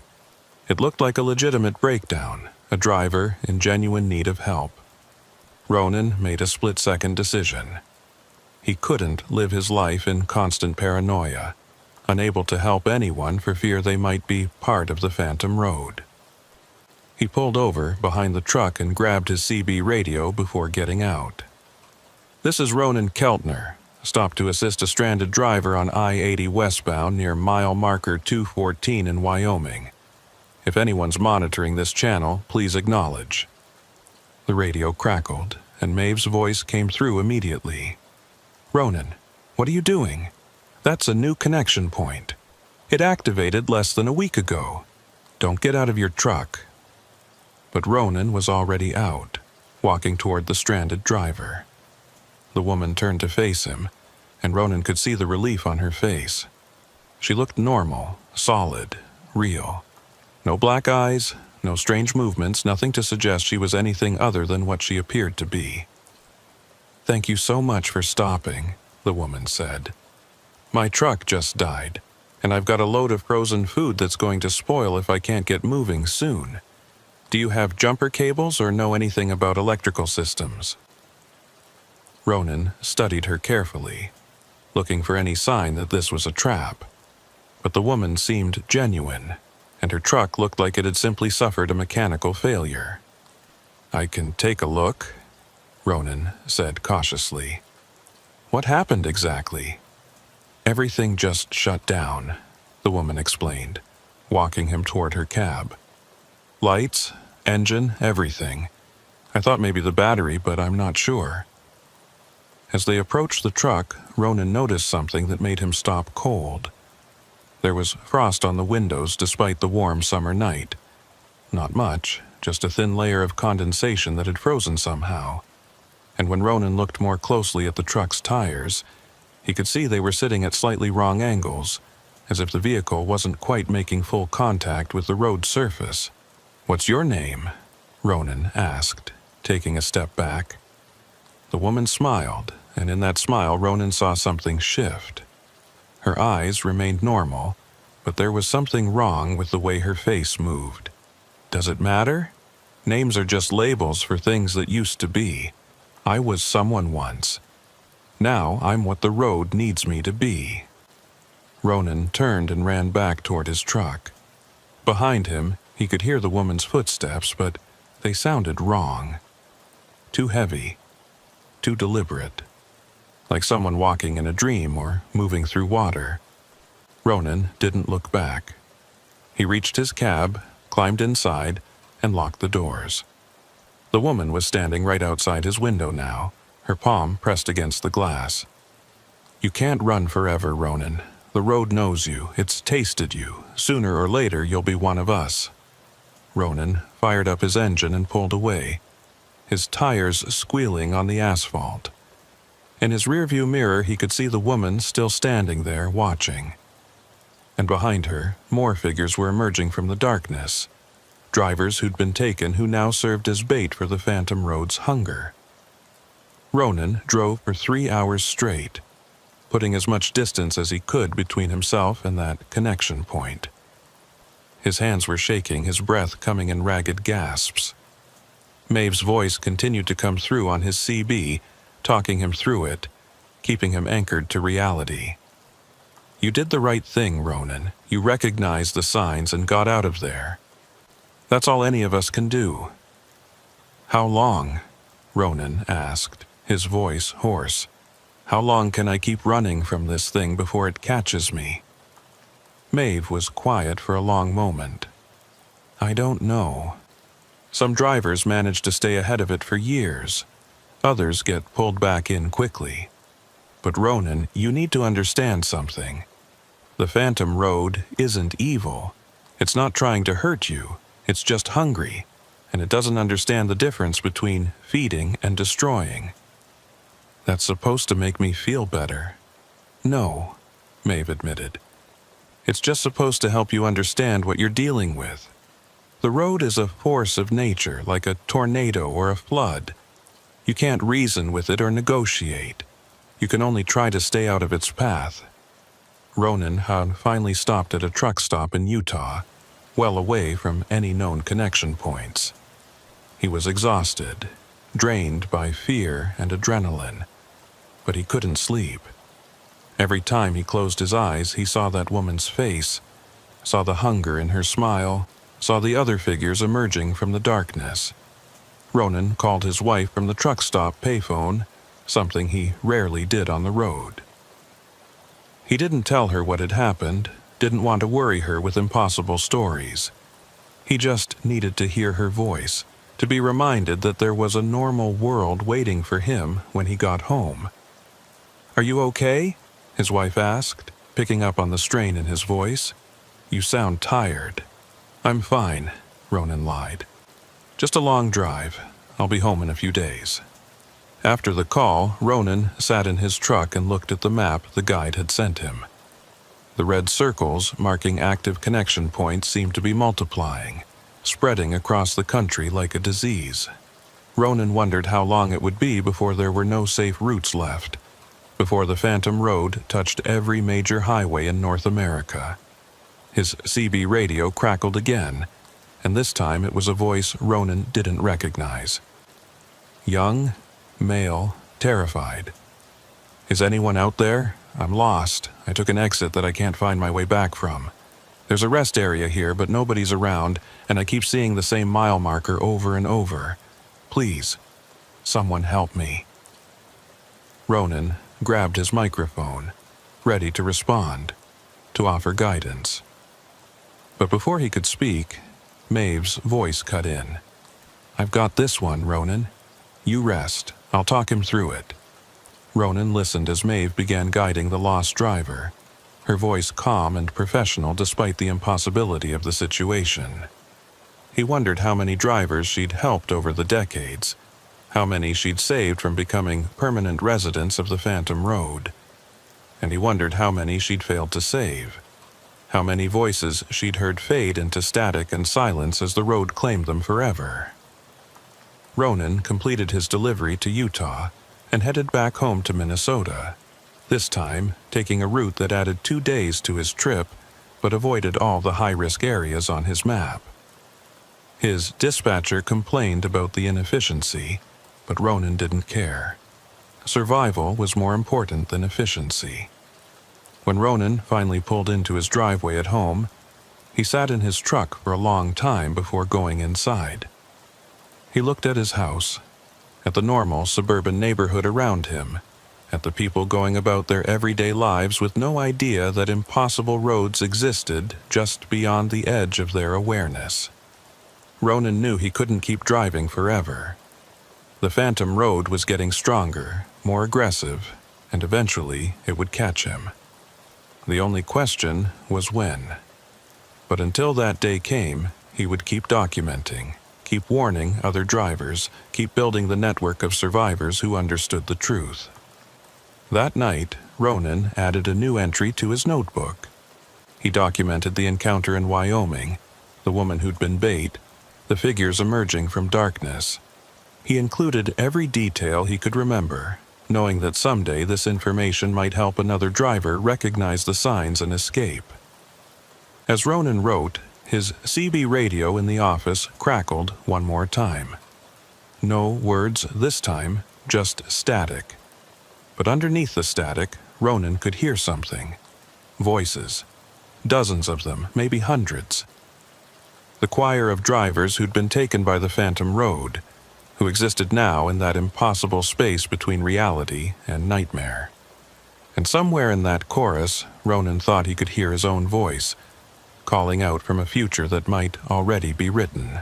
A future where he would join Maeve and Dalton and all the others, helping lost drivers from the wrong side of reality. Ronan shut off the radio and closed his notebook. Tomorrow, he would need to decide whether to keep driving or find a new career, whether the risk was worth the life he'd built around the highway. But tonight, he was home and safe, even if that safety was temporary. Outside his office window, Ronan could see the street lights of his neighborhood.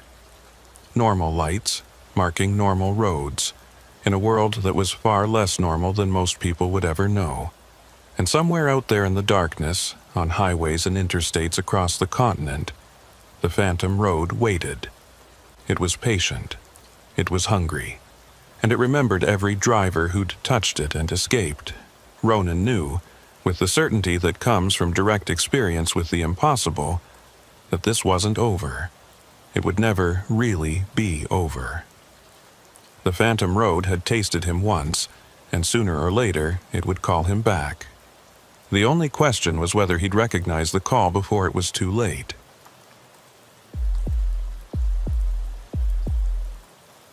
Macklin Dorsey had been driving professionally for 23 years, and in that time he'd developed an almost supernatural sense for when weather was about to turn dangerous. It wasn't anything mystical, just decades of reading cloud formations, watching wind patterns, and paying attention to the subtle signs that separated experienced drivers from the ones who ended up in ditches. So, when Macklin saw the sky over eastern Montana that February afternoon in 2022, every instinct he'd developed over 2 decades screamed at him to find shelter and wait it out. The clouds were the color of old bruises, hanging low and heavy with a weight that seemed to press down on the landscape. The temperature had been dropping steadily all day, and the wind was picking up in a way that suggested the ice storm the Weather Service had been warning about was going to be worse than predicted. Macklin was hauling construction materials from Billings to Glendive, a route he'd driven hundreds of times. Normally, it was a straightforward run, 4 hours of mostly empty highway through ranch country and small towns that barely qualified as dots on a map. But with the ice storm rolling in, that straightforward run was about to become a test of skill and nerve. Macklin had 2 options. He could pull over at the next truck stop and wait out the storm, losing maybe 12 to 24 hours of schedule time. Or he could push through and try to make his delivery before conditions got too bad. The customer was expecting the materials for a construction project that had already been delayed by weather, and Macklin's dispatcher had made it clear that getting this load through on time was a priority. Against his better judgment, Macklin decided to push through. He had chains for his drive wheels, decades of experience driving in winter conditions, and enough confidence in his skills to think he could handle whatever the storm threw at him. It was a decision he would regret for the rest of his life. The ice started falling about 40 miles east of Billings, just as Macklin merged onto Highway 94. It wasn't the hard pellets of sleet or the soft flakes of snow, but that worst kind of winter precipitation. Freezing rain that coated everything it touched in a layer of transparent death. Within minutes, the highway transformed from a merely wet surface to a skating rink. Macklin slowed to about 30 miles per hour, his chains biting into the ice and providing just enough traction to keep his rig moving forward. The traffic around him was light, just a few cars and one other semi that Macklin could see in the distance ahead. Most people had the good sense to stay off the roads when weather looked like this. About 15 miles into the ice storm, Macklin's CB radio crackled to life with an alert from the Montana Highway Patrol. Interstate 94 was being closed due to hazardous conditions. All commercial vehicles were being directed to exit at the next available ramp and seek shelter. The closure was effective immediately. Macklin acknowledged the alert and started looking for exit signs. But he was in one of those long stretches between towns, with nothing but ranch land on both sides of the highway. The next exit wouldn't come for another 10 miles, and Macklin wasn't sure he could safely maintain his speed for that long in these conditions. That's when he saw the brake lights ahead. The semi he'd been following was slowing down, hazard lights flashing. Macklin eased off his accelerator and watched as the truck ahead started to fishtail. The driver was clearly losing control, the trailer swinging out to the left while the cab tried to maintain course. It was the beginning of a jackknife, and Macklin had seen enough of them to know how this would end. The truck ahead went fully sideways, blocking both lanes of the westbound highway. The trailer slid across the ice with an almost graceful momentum, metal shrieking against asphalt, until the whole rig came to rest at a 45-degree angle across the road. Smoke or steam was rising from somewhere around the cab, and Macklin could see the driver's door was already open. Macklin brought his own truck to a careful stop about 100 yards back from the jackknifed rig.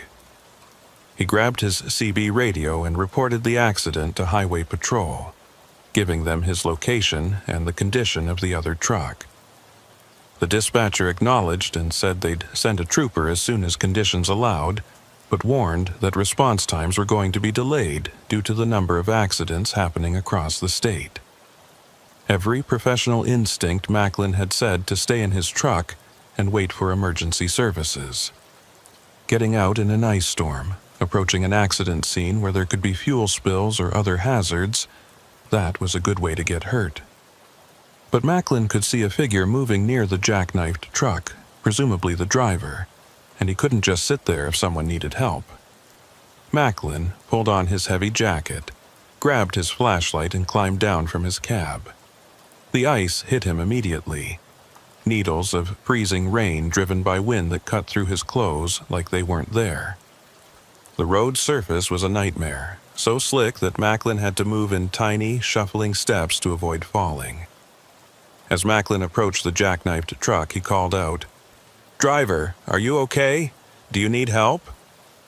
But there was no response. The figure he'd seen from his cab was nowhere in sight now, and the driver's door was hanging open, swinging slightly in the wind. The truck itself was a freightliner, probably 10 or 12 years old based on the body style.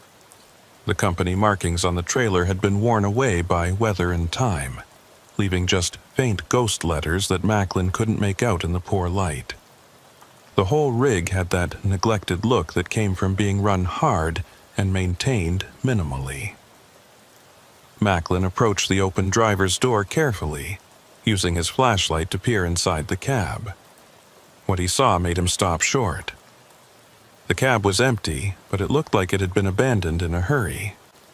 The driver's seat was pushed back as if someone had just gotten up. The keys were still in the ignition, though the engine was off. A CB radio microphone dangled from its cord, swinging gently.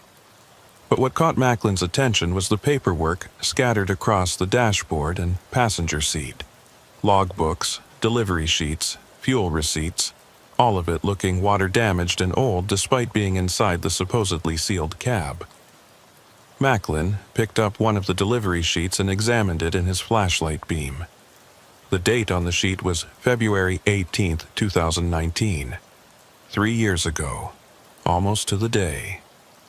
The delivery origin was Billings, Montana, and the destination was Glendive, the same route Macklin was running. The driver's name on the sheet was listed as Ira Bellwether. Macklin set the sheet down and looked around the cab more carefully. There were personal items that suggested the driver had been living out of this truck for a while. A sleeping bag in the berth, a cooler with what looked like old food containers, a shaving kit on the dashboard. But everything had that same quality of being abandoned for longer than just a few minutes. Macklin backed away from the truck and looked around the accident scene. The ice was falling harder now, reducing visibility to maybe 50 feet. He couldn't see his own truck anymore through the curtain of freezing rain, and there was still no sign of the driver who should have been here. "Hello?" Macklin called out, his voice barely audible over the wind. "Is anyone here? I'm a trucker. I stopped to help. If you're injured, call out so I can find you." The only response was the howl of the wind and the steady patter of ice hitting metal and asphalt. Macklin made his way around the jackknifed trailer, checking the ground for any sign of the driver. But the ice was coating everything so quickly that any footprints or drag marks would have been obscured within minutes. As Macklin completed his circuit of the truck, he noticed something odd about the way it had come to rest. The jackknife pattern was wrong somehow. The trailer was angled across the road in a way that didn't match the direction the truck had been traveling. It was as if the rig had jackknifed while going in the opposite direction, which made no sense given that Macklin had been following it westbound. Macklin climbed up on the trailer's running board to get a better look at the cargo area. The doors were sealed, but through a gap in the seam he could see that the trailer was mostly empty. Just a few pallets near the front, wrapped in plastic that looked yellowed and deteriorated. For a truck supposedly making a delivery run, the load was suspiciously light. A sound behind Macklin made him turn quickly, nearly losing his balance on the icy running board. But there was nothing there, just the empty highway and the falling ice. Macklin was starting to feel deeply uneasy about this whole situation. Something was wrong here, beyond just the accident and the missing driver. Macklin made his way back to the cab and checked the paperwork again. He found a logbook and flipped through it, looking for recent entries. What he found didn't make sense. The logbook showed entries dating back weeks, but the most recent one was from February 18, 2019. The same date as the delivery sheet, 3 years ago. According to the log entries, Ira Bellwether had been making regular runs between Billings and Glendive, hauling various construction materials and equipment. The entries were detailed and professional, exactly the kind of documentation you'd expect from an experienced driver. But they all stopped on February 18, 2019, with a final note that read, "Ice storm conditions. Highway closed. Taking service road detour." Macklin felt a chill that had nothing to do with the temperature. He looked at the date on his phone, February 16, 2022. 2 days before the 3rd anniversary of Ira Bellwether's last log entry. And here was Bellwether's truck, jackknifed on the highway in another ice storm, looking like it had been here for years instead of the few minutes Macklin had watched it slide off the road. Macklin tried his CB radio again, calling Highway Patrol to report what he'd found. But the radio was picking up nothing but static now. He tried his cell phone, but there was no signal. The ice storm was getting worse, and Macklin was cut off from any kind of help or information. That's when Macklin noticed the headlights approaching from behind. Relief washed over him. It had to be a highway patrol trooper or maybe another trucker who'd been caught by the road closure. Either way, Macklin wasn't alone out here anymore. But as the headlights got closer, Macklin's relief turned to confusion. The vehicle wasn't a patrol car or a modern truck. It was another semi, and even from a distance Macklin could tell it was old. The headlight configuration was wrong, the sound of the engine was wrong, everything about it felt like it was from a different era. The truck pulled up behind Macklin's rig and stopped. Macklin waited for the driver to emerge, but the cab remained dark and still. The engine was running, he could hear it idling, but no one got out, no hazard lights came on, no indication that the driver was preparing to help or even acknowledging the situation. Macklin walked towards the new arrival, waving his flashlight to get the driver's attention. But as he got closer, he could see that the cab appeared to be empty. The truck was running with no one behind the wheel, or at least no one Macklin could see through the ice-covered windshield.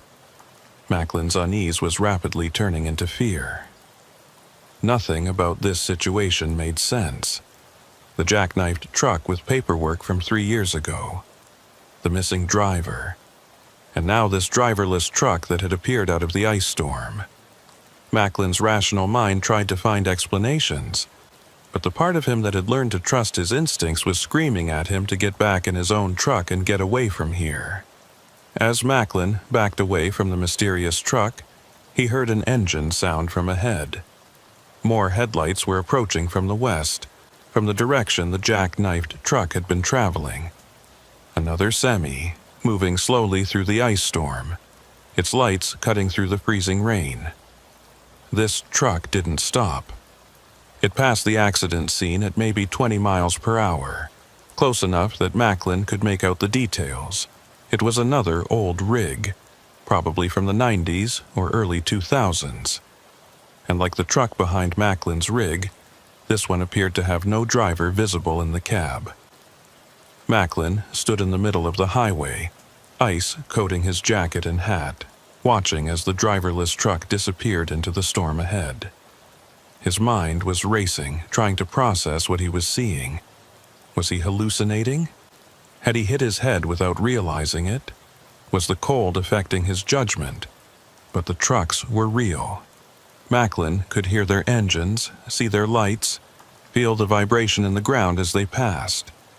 This wasn't a hallucination. Something impossible was happening on this highway, and Macklin was caught in the middle of it. Macklin made a decision. He would get back in his truck, turn around if possible, and get away from this stretch of highway. Whatever was happening here, he wanted no part of it. He'd break company policy, abandon his delivery schedule, do whatever it took to get back to somewhere that made sense. But as Macklin turned to head back to his truck, he saw that his path was blocked.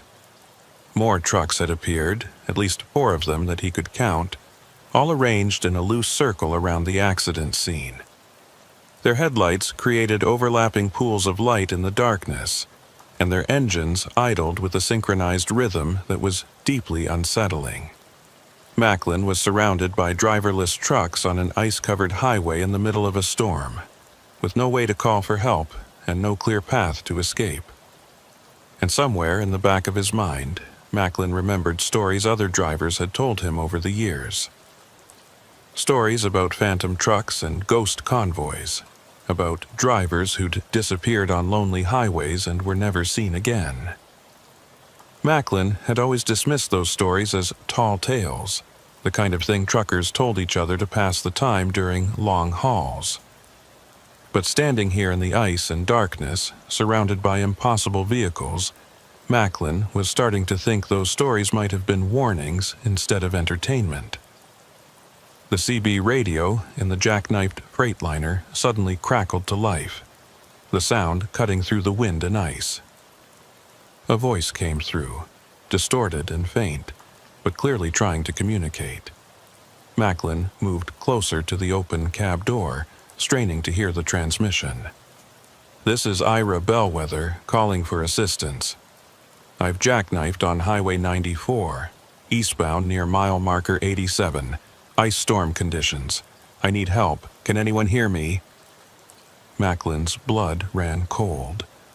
The voice on the radio was calling for help, using the name from the logbook. Ira Bellwether, the driver whose paperwork dated back 3 years. The driver who, according to Macklin's growing suspicion, had disappeared on this same stretch of highway in another ice storm. Macklin grabbed the CB microphone from inside the cab. His hands were shaking, but he keyed the transmit button. "This is Macklin Dorsey. I'm at your location. Where are you? I can help you." The radio was silent for a long moment. Then the voice came back. Clearer this time, but with an edge of desperation that made Macklin's stomach tighten. "I can see your lights. I can see all the lights. But I can't reach you. I've been trying to reach the highway for hours, but I keep ending up back here. The service road, it just keeps looping. I can't get out." Macklin looked around at the circle of trucks surrounding him, their headlights creating an almost theatrical illumination of the accident scene. "What service road? I'm on Highway 94. The jackknifed truck is right in front of me." "No." Bellwether's voice was strained, confused. "No. I took the service road detour when the highway closed. It's been hours, or maybe days, I don't know anymore. Time doesn't work right here, but I can see the highway, I can see the lights. I just can't reach it." Macklin felt reality starting to slip around him like a truck on ice. He was having a conversation with a man who'd disappeared 3 years ago, standing in the middle of a circle of driverless trucks, in an ice storm that felt like it was never going to end. Nothing about this made sense, but it was happening anyway. "Bellwether, listen to me," Macklin said into the microphone. "Where exactly are you right now? What do you see?" The response came after a pause that felt like hours. "I see the highway. I see lights. I see trucks, but I'm not there. I'm on the service road. I'm always on the service road, and I can't get back." The headlights of the surrounding trucks suddenly shifted, their beams converging on a point about 50 yards to the south of the highway. Macklin followed the direction of the lights and saw something he'd missed before. There was a road branching off from the highway, barely visible through the ice and darkness.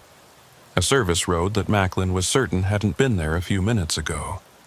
Or maybe it had always been there and Macklin just hadn't noticed it until the lights pointed it out.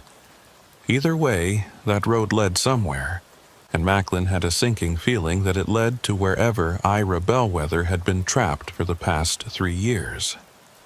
Macklin knew he should get in his truck and leave, should ignore the voice on the radio and the mysterious service road and everything else about this impossible situation. But he also knew that if Ira Bellwether was really out there, trapped and calling for help, Macklin might be the only person who could hear him. The question was whether Macklin was willing to risk following that service road to find out, and whether, if he did follow it, he would be able to find his way back. Macklin stood in the ice and wind, staring at that service road illuminated by the convergence of headlights from trucks that shouldn't exist. Every survival instinct he'd developed over 23 years of professional driving told him to walk away, get back in his cab, and find another route out of here, even if it meant backing up for miles on an ice-covered highway. But Ira Bellwether's voice kept echoing through the CB radio, that desperate edge of someone who'd been lost for far longer than any human should have to endure. Macklin had never abandoned another driver in distress, had built his entire career on the unspoken code that truckers looked out for each other on the road. Breaking that code now felt like betraying everything he'd built his life around. Macklin made his decision. He would take his truck onto that service road, find Ira Bellwether if he could, and get both of them back to the highway before this situation got any worse. It was probably the stupidest decision Macklin had ever made, but it was the only one he could live with. Macklin climbed back into his cab and fired up the engine. The familiar rumble of diesel power was reassuring, a piece of normality in a situation that had gone completely sideways. He grabbed his CB microphone and tried once more to raise the highway patrol, but all he got was static and the occasional burst of that strange, synchronized sound, like multiple engines idling in perfect harmony. "Bellwether, this is Macklin Dorsey," he transmitted. "I'm coming to find you. I'm taking my truck onto the service road. Keep talking so I can track your location by the signal strength." There was a pause, then Bellwether's voice came back with something that sounded almost like hope. "You're coming. You're actually coming onto the service road." Another pause, longer this time. Don't do it. I shouldn't have asked for help. This place, it doesn't let go. Once you're on this road, you're part of it." "Too late for warnings," Macklin said, already putting his truck in gear. "I'm not leaving you out there. Just keep talking and I'll follow your signal." Macklin carefully maneuvered his rig toward the service road, the surrounding trucks maintaining their circle but not blocking his path. As he got closer to the turnoff, Macklin could see that the service road looked old, really old. The asphalt was cracked and weathered, with weeds growing through the gaps despite the winter conditions. There were no markings, no signs, nothing to indicate where this road led or why it existed. The transition from highway to service road was jarring. One moment Macklin was on the relatively smooth surface of Highway 94, and the next his truck was rattling over broken pavement that felt like it hadn't been maintained in decades. The ice was even worse here, coating everything in thick layers that suggested this road had been abandoned long before the storm started. The circle of trucks didn't follow him onto the service road. They remained on the highway, their headlights still illuminating the turnoff like markers or warnings. Macklin watched them in his mirrors as he drove away, watched them fade into the distance and the ice storm until they were just dim glows in the darkness behind him. The service road wound through terrain that didn't match what Macklin remembered seeing from the highway. Instead of the flat ranch land that characterized this part of Montana, the road cut through a landscape of small hills and dense brush that seemed wrong for the region. The ice-covered vegetation created weird shadows in Macklin's headlights, shapes that looked almost like figures standing by the roadside. Macklin kept his speed down to about 15 miles per hour, his chains grinding on the ice and his truck swaying slightly on the uncertain surface. He'd driven on bad roads before, logging trails and construction site access routes, but this was different. This road felt like it existed somewhere else, somewhere that wasn't quite connected to the normal world. "Bellwether, you still there?" Macklin called on the CB. "I'm on the service road now. Give me some kind of landmark so I know I'm heading in the right direction."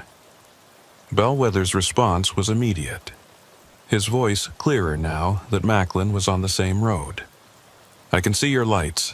You're getting closer. But Dorsey, you need to understand something. Time doesn't work normal here. I've been on this road for what feels like days, but my watch shows it's only been an hour.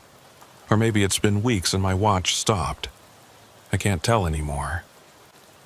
Macklin glanced at his own dashboard clock.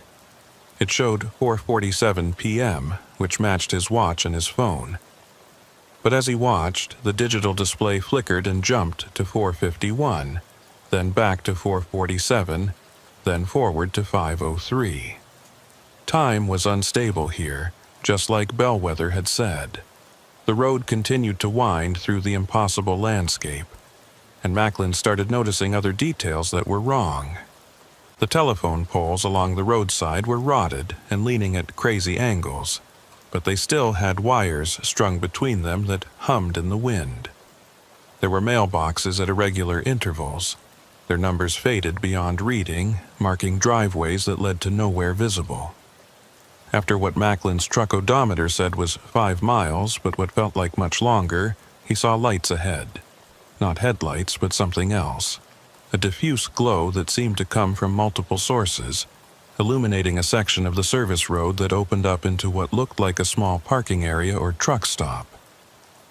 As Macklin got closer, he could see that it was indeed a truck stop, but one that looked like it had been abandoned for years. There was a small building with broken windows and a faded sign that Macklin couldn't read through the ice. Several fuel pumps stood like tombstones in front of the building, their hoses missing and their number displays dark. And parked in the lot were trucks, at least a dozen of them, all looking old and weathered and wrong. And there, in the middle of the lot, was the freightliner that Macklin had seen jackknife on the highway. Except it wasn't jackknifed here. It was parked normally, as if the driver had simply pulled in for a rest stop and never left. The same truck, in 2 places at once, existing in some kind of impossible overlap between the highway and this service road. Macklin pulled into the lot slowly, his headlights sweeping across the other trucks. Most of them were older models, from the 1990s and early 2000s, though a few looked even older than that. They were all covered in ice and dust, windows opaque, giving no indication whether anyone was inside them. Macklin parked his rig near the building and grabbed his flashlight before climbing down. The wind had died down here, or maybe it just couldn't quite reach this place properly. The ice was still falling, but it seemed to drift down almost lazily, instead of being driven by the harsh gusts Macklin had experienced on the highway. "Bellwether," Macklin called out, his voice sounding strange in the muffled quiet of this place. "I'm here at what looks like an old truck stop. Your freightliner is here. Where are you?" A figure emerged from behind the building, moving slowly and carefully on the ice. It was a man, probably in his late 40s or early 50s, wearing a heavy jacket and a trucker cap that had seen better days. His face was weathered in a way that suggested he'd spent too much time in harsh conditions, and his eyes had that 1,000-yard stare that Macklin had seen in soldiers and disaster survivors. "Dorsey," the man said, his voice matching the one Macklin had heard on the CB. "You actually came. I told you not to, but you came anyway." Macklin approached carefully, studying Ira Bellwether in his flashlight beam. The man looked solid and real, not ghostly or transparent like something from a horror movie. But there was something off about him, something in the way he moved, or the way the light hit him that suggested he wasn't entirely present in the same way Macklin was. "How long have you been here?" Macklin asked. "Your logbook showed entries from 3 years ago." Bellwether laughed, but there was no humor in it. 3 years? Is that what the calendar says? I've lost track. Could be 3 days, could be 3 decades. Time loops back on itself here. I've watched the same sunrise happen 5 times in what I thought was the same day. I've driven this service road for hours and ended up exactly where I started. Macklin looked around the abandoned truck stop, at the collection of vehicles that represented other drivers who'd gotten lost on this impossible road. All these trucks, are there other drivers here? There were, Bellwether said quietly. When I first got here, I could see them sometimes. Other drivers walking around, checking their trucks, trying to find a way out. But they faded over time. Or maybe I'm the one fading and they're still real. It's hard to tell the difference anymore. Macklin felt a chill that had nothing to do with the temperature. We need to get out of here. Both of us. My truck is right there, fully fueled and ready to go. We'll drive back the way I came and get back to the highway. Bellwether shook his head slowly. I've tried, dozens of times. The service road just loops. You drive for hours and end up back here. Or you think you're making progress. You see the highway lights in the distance and then suddenly you're parked at this truck stop again with no memory of turning around. The road doesn't want to let go. Then we'll find a different way, Macklin insisted. There has to be a connection point, a place where this service road meets the real world. We just have to find it. Bellwether looked at Macklin with something like pity. You don't understand yet. This place exists because of the ice storms. It only connects to the real world when conditions are right, when the weather creates some kind of opening between where we are and where we should be. The rest of the time, we're just here, existing in this loop, waiting for the next storm to give us another chance at escape. Macklin didn't want to believe it, but he couldn't deny the evidence around him. The impossible landscape, the trucks from different eras, the way time behaved differently here. This wasn't just a forgotten service road. It was something else entirely, a pocket of reality that had somehow separated from the normal world. Your truck on the highway, Macklin said. The one that jackknifed. I saw it happen. But it's also here, parked and intact. How is that possible? Echo, Bellwether said. Or maybe the original. I can't tell which is which anymore. The truck exists in both places because the service road exists in both places. Or maybe neither place. The physics of it doesn't make sense, but that doesn't stop it from being real.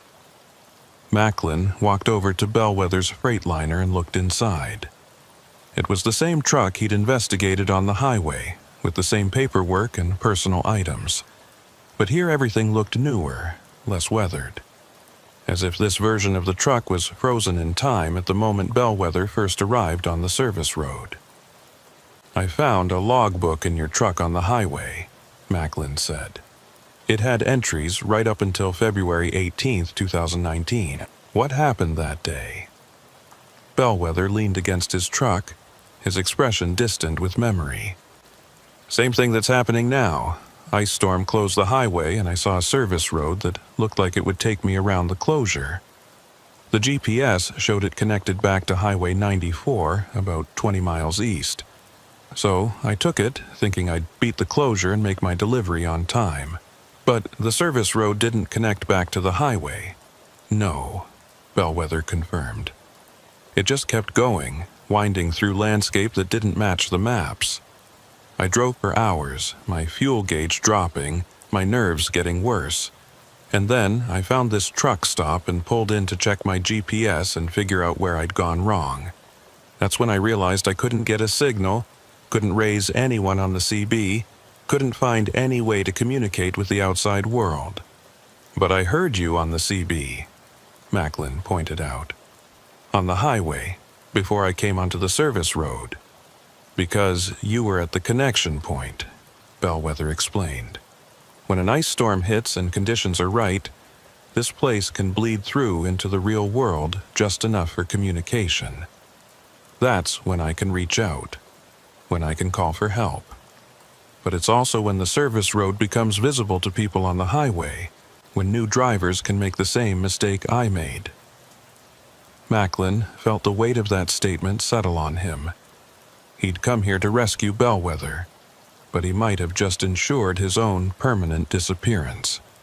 So, every few years, when there's an ice storm, this service road becomes visible and another driver gets trapped? Sometimes more than one, Bellwether said, gesturing at the other trucks in the lot. See that Peterbilt over there? Driver, named Tilda Ransom, got trapped here back in 2015, and that International next to it that's been here since I arrived. I never met the driver, but the registration in the cab says it belonged to a company that went out of business in 2008. Macklin looked at the collection of abandoned trucks with new understanding.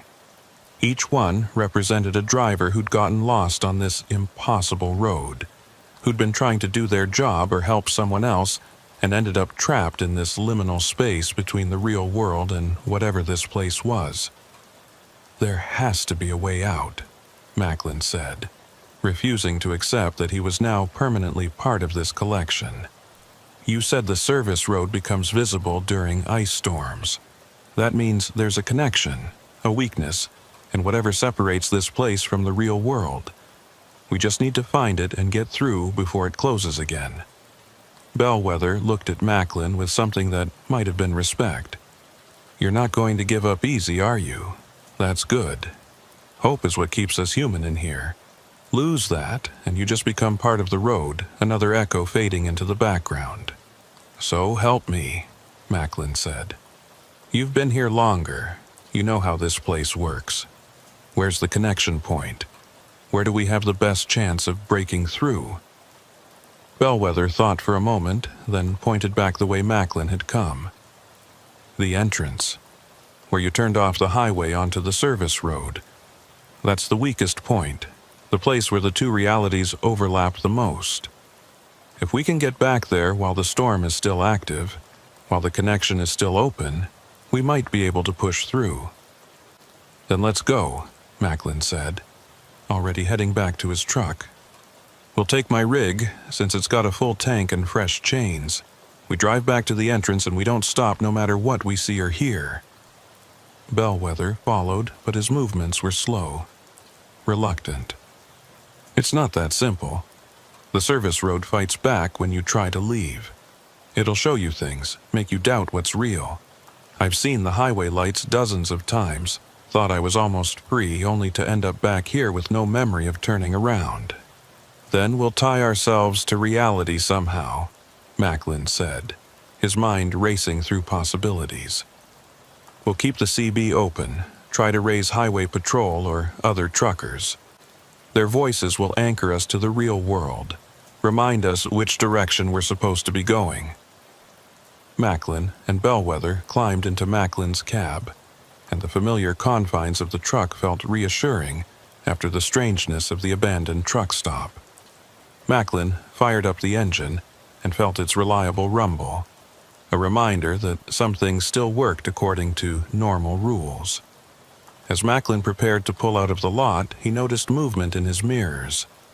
The other trucks, the ones that had been sitting silent and abandoned, were starting to show signs of activity.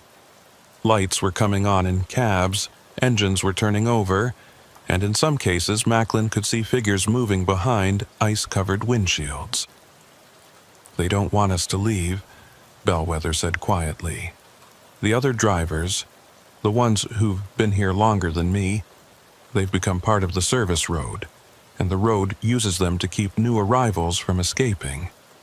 Macklin didn't waste time responding. He put the truck in gear and pulled out of the lot, heading back the way he'd come. The service road stretched ahead in his headlights, winding through that impossible landscape of ice-covered brush and rotting telephone poles. Behind them, the other trucks were pulling out of the lot, forming a loose convoy that followed Macklin at a steady distance. They weren't trying to catch up or block the road, just following, watching, waiting for Macklin to fail in his escape attempt. How far back to the entrance? Macklin asked, his hands tight on the wheel. I don't know, Bellwether admitted. Distance doesn't mean the same thing here. Sometimes it feels like miles, sometimes just a few hundred yards. The road stretches and compresses depending on whether it wants to let you go. Macklin's CB radio crackled to life, and a woman's voice came through. It sounded familiar, though Macklin couldn't place it at first. "All drivers on the service road. This is Tilda Ransom. You're not going to make it. The entrance closes when the storm passes, and the storm's already easing up out there. You've got maybe 10 minutes before the connection seals completely, and you're still miles away." Macklin grabbed the microphone. "Ransom? Bellwether said you've been trapped here since 2015. If you know the entrance is closing, help us get there. Help us all get out of here." The response was sad, resigned. "I can't leave anymore, Dorsey. I've been here too long. I'm part of the road now, but I can tell you this. The entrance isn't where you think it is. It's not back the way you came. The road shifted when you drove in. The entrance is always in a different place, and you have to find it before the storm ends." Macklin felt despair trying to creep in, but he pushed it away. "Then tell me how to find it." "Look for the light that doesn't match the others," Ransom's voice said.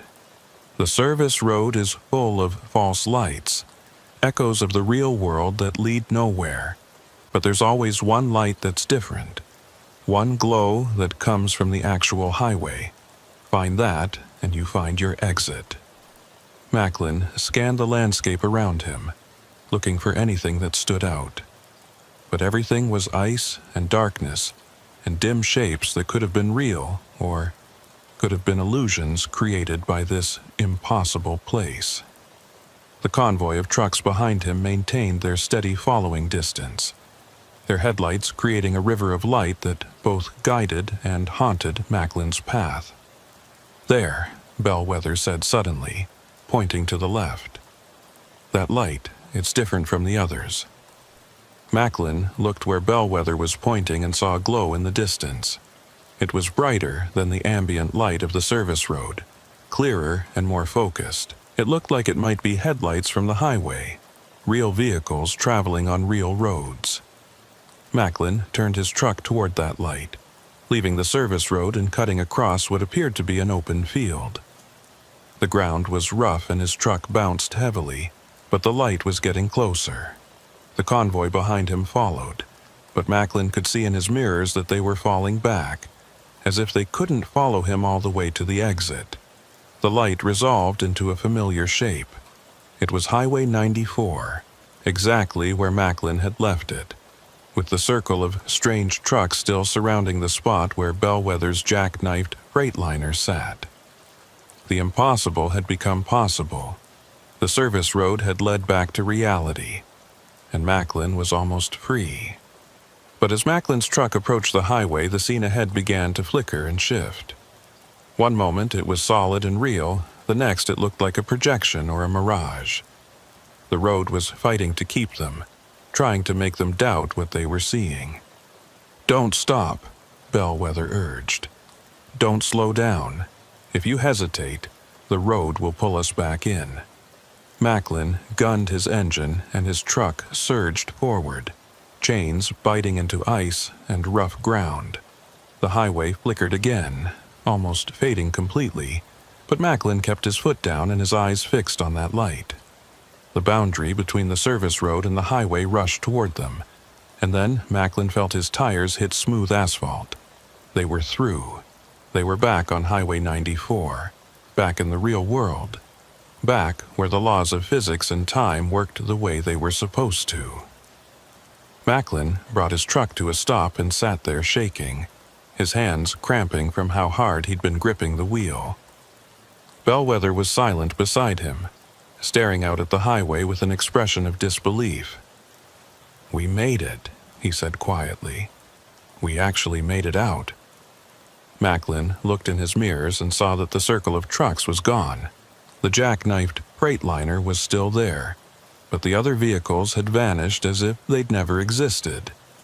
And in the distance, barely visible through the now lightening ice storm, Macklin could see flashing lights approaching.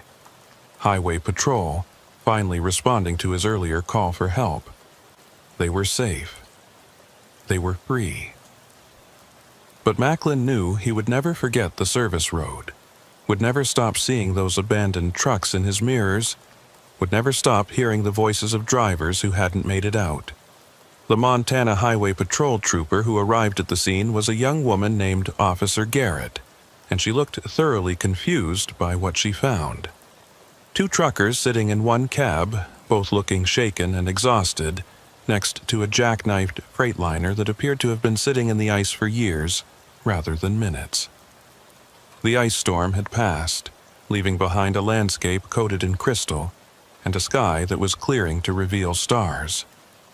"You the one who called in the accident?" Officer Garrett asked Macklin, her flashlight playing across the scene. "Dispatch said you reported a jackknife almost 2 hours ago, but we've been dealing with multiple incidents across the county." Macklin checked his phone and felt his stomach drop. According to his clock, only 45 minutes had passed since he'd first seen Bellwether's truck jackknife. But Officer Garrett was saying it had been 2 hours. Time was still playing tricks, still refusing to work the way it should. "Yes, ma'am," Macklin said, trying to keep his voice steady. "This is the driver of the jackknifed truck, Ira Bellwether. He was shaken up from the accident, so I gave him a ride in my cab to stay warm while we waited for you." Officer Garrett studied Bellwether with her flashlight, and Macklin could see the questions forming in her expression. Bellwether looked wrong somehow, not quite solid in the beam of light. His clothes were outdated, his appearance weathered in a way that suggested more than just a few hours of stress. "Mr. Bellwether, are you injured?" Officer Garrett asked. "Do you need medical attention?" Bellwether shook his head slowly. "No, I'm fine, just cold and tired. Very tired." Officer Garrett walked over to inspect the jackknifed freightliner, and Macklin watched her expression change as she got closer. She circled the truck, her flashlight revealing details that didn't make sense. The ice coating wasn't fresh. The tires were worn beyond what should have been legal. The paint was faded and the chrome was tarnished in a way that suggested years of neglect. "Mr. Bellwether, how long has this truck been sitting here?" Officer Garrett asked, her tone shifting from concern to suspicious. "I'm not sure," Bellwether said honestly. "It jackknifed during the ice storm. That's all I can tell you." Officer Garrett called in the truck's license plate and VIN number, and Macklin could hear the confused responses coming through her radio. The truck was registered to Ira Bellwether, that much was confirmed. But according to the DMV records, Ira Bellwether had been reported missing 3 years ago after failing to complete a delivery run during an ice storm. The truck had never been found, and Bellwether had been presumed dead in a weather-related accident.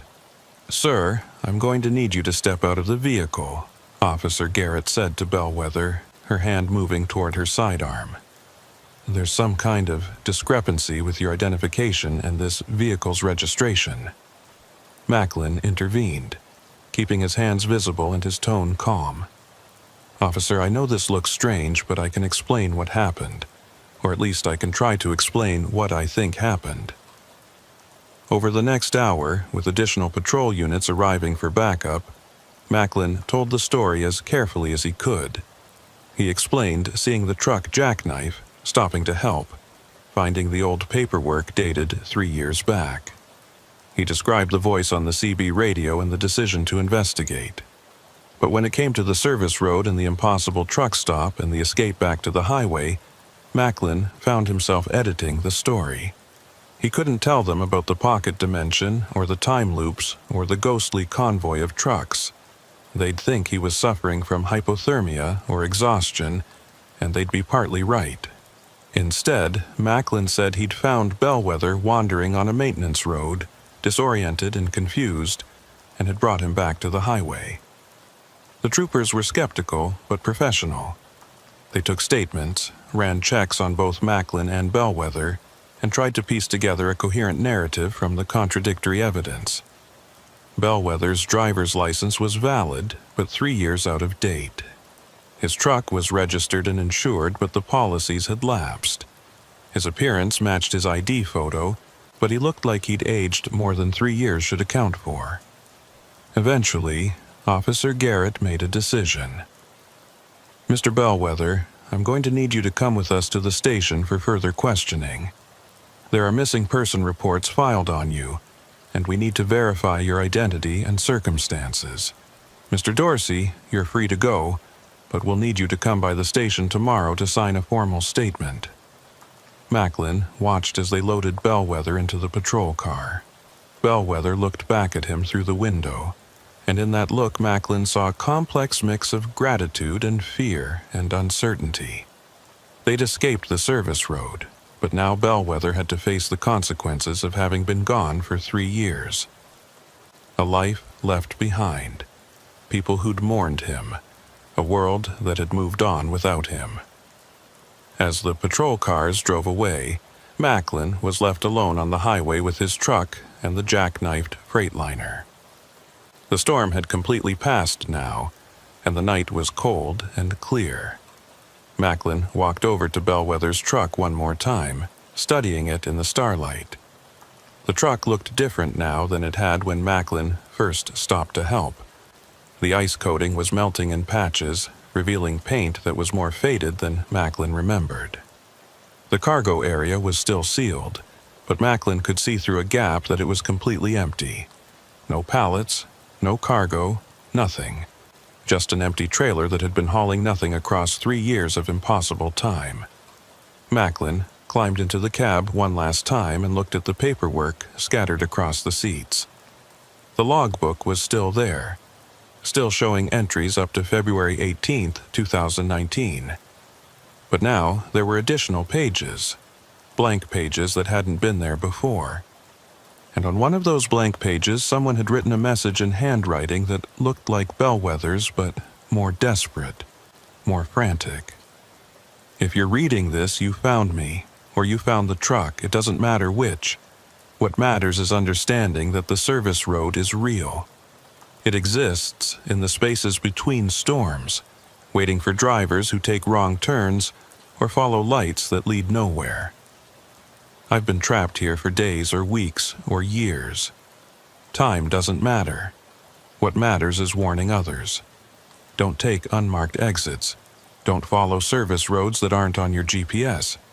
Don't trust lights in the distance during storms. The road is hungry and it's patient, and it will take you if you let it." Below the message was a list of dates and locations. Macklin recognized them as ice storms, major weather events that had hit Montana and the surrounding states over the past decade. Next to each date was a number, and Macklin realized with growing horror that the numbers represented drivers, people who'd gone missing during those storms who'd presumably taken the service road and never made it back. The list was long, much longer than Macklin wanted to believe. Dozens of names and dates representing truckers and other travelers who'd vanished without explanation. Some of the names were familiar, cases Macklin had heard about through the trucking community. Drivers who'd disappeared in weather events, whose trucks had never been found, whose families had been left without closure. Macklin took photos of the pages with his phone, documenting everything before the authorities could seize the truck as evidence. Then he climbed down and walked back to his own rig, feeling the weight of what he'd experienced settling on his shoulders like physical mass. Macklin didn't complete his delivery to Glendive that night. Instead, he drove to the nearest town with a motel and checked in, needing time to process everything that had happened. He called his dispatcher and explained there'd been a delay due to weather and an accident scene, which was technically true, even if it didn't capture the full horror of the experience. In his motel room, Macklin couldn't sleep. He kept seeing the service road in his mind, kept hearing Tilda Ransom's voice on the CB radio, kept thinking about all those abandoned trucks at the impossible truck stop.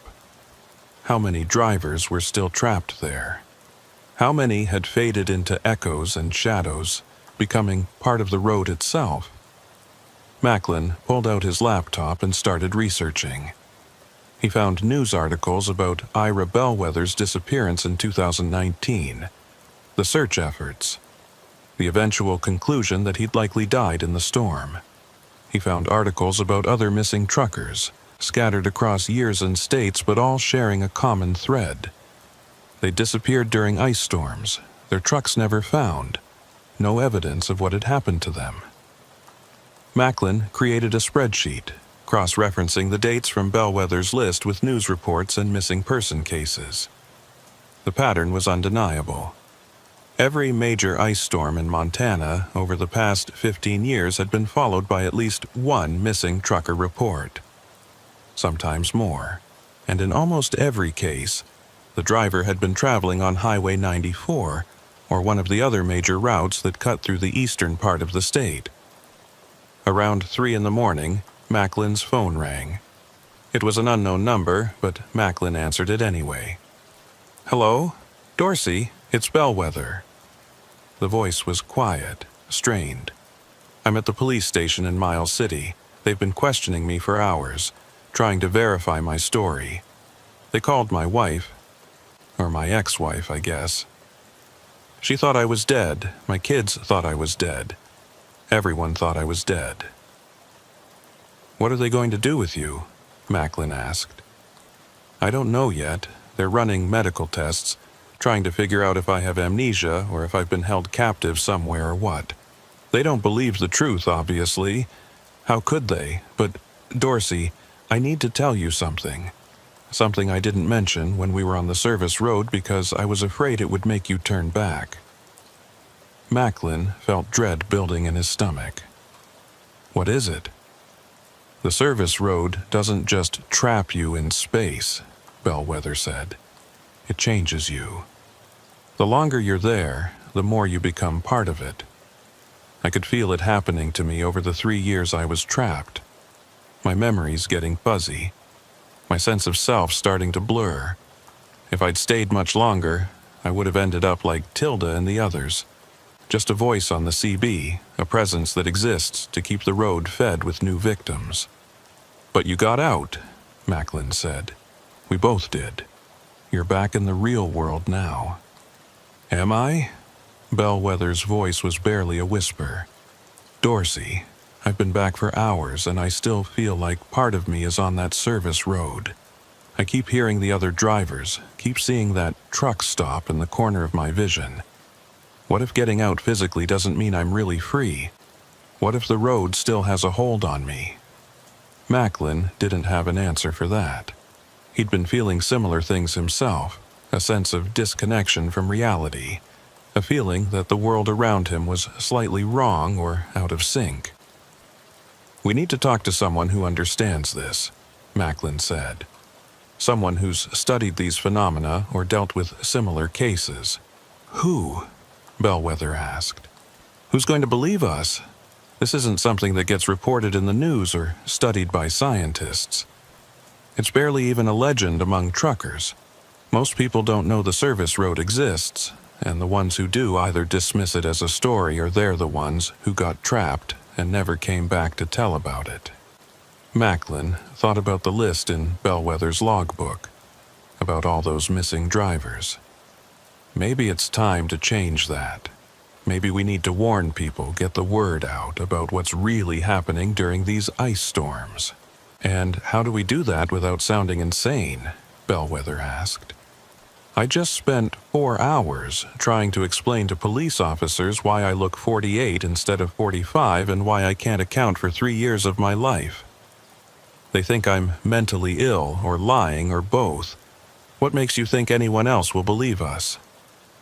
Macklin didn't have a good answer, but he knew he couldn't just go back to driving routes through Montana and pretend the service road didn't exist. He'd seen it, experienced it, barely escaped it. And now he had a responsibility to do something with that knowledge. The next morning, Macklin drove to the police station in Miles City to give his formal statement.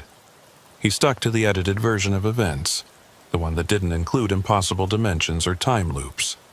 The detective taking his statement was professional but clearly skeptical about the whole situation. You're saying you just happened to find Mr. Bellwether wandering on a maintenance road 3 years after he was reported missing during an ice storm that happened to jackknife his truck in the exact same location where you stopped.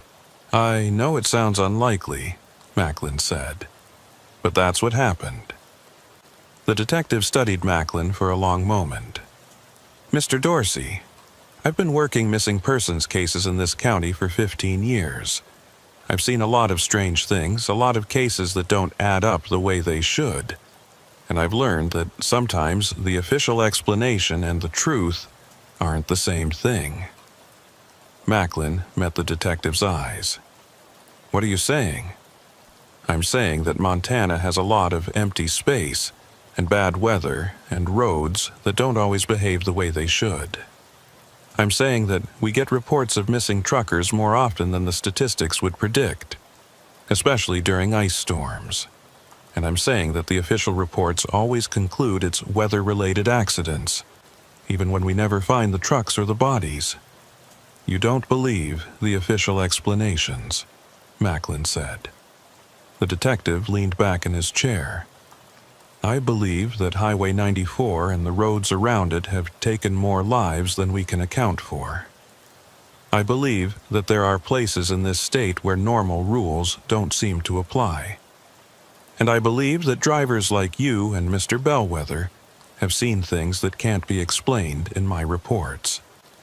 The detective pulled out a file folder and slid it across the table. This is everything we have on trucker disappearances in eastern Montana over the past 20 years. 47 cases, all unsolved. You can't take this file with you, and I can't officially acknowledge what I'm showing you, but I think you should see it. I think you should know how big this problem really is. Macklin opened the file and felt his blood run cold. 47 cases. 47 drivers who'd vanished. Their trucks never found, their families left with nothing but questions and grief. The cases stretched back to 2003, all clustered around Highway 94 and the surrounding routes. All during ice storms or severe weather events. Each case file had a photo of the missing driver, their personal details, the circumstances of their disappearance. Macklin recognized some of the names from Bellwether's list. Others were new, cases that hadn't been documented in the logbook, but the pattern was unmistakable. What do you want me to do with this information? Macklin asked the detective. I want you to be careful, the detective said. I want you to warn other drivers if you can do it without sounding crazy. And I want you to understand that if you keep driving these routes during winter, you're taking a risk that goes beyond normal weather hazards. Macklin spent the rest of the day in Miles City, talking with Bellwether and comparing notes. Bellwether had been released from police custody but was staying in town while he tried to piece his life back together. His wife, now his ex-wife, had agreed to meet with him but was understandably confused and upset. His children, now 3 years older than when he'd last seen them, didn't know how to process his return. I don't fit in my own life anymore, Bellwether said as they sat in a diner drinking coffee. Everything's moved on without me. My job is gone, my marriage is over, my kids barely remember me. I'm like a ghost who came back to find out everyone's already finished mourning. You could start over, Macklin suggested. New job, new location, fresh start. Could I? Bellwether looked haunted. Dorsey, I still hear them. The other drivers on the service road.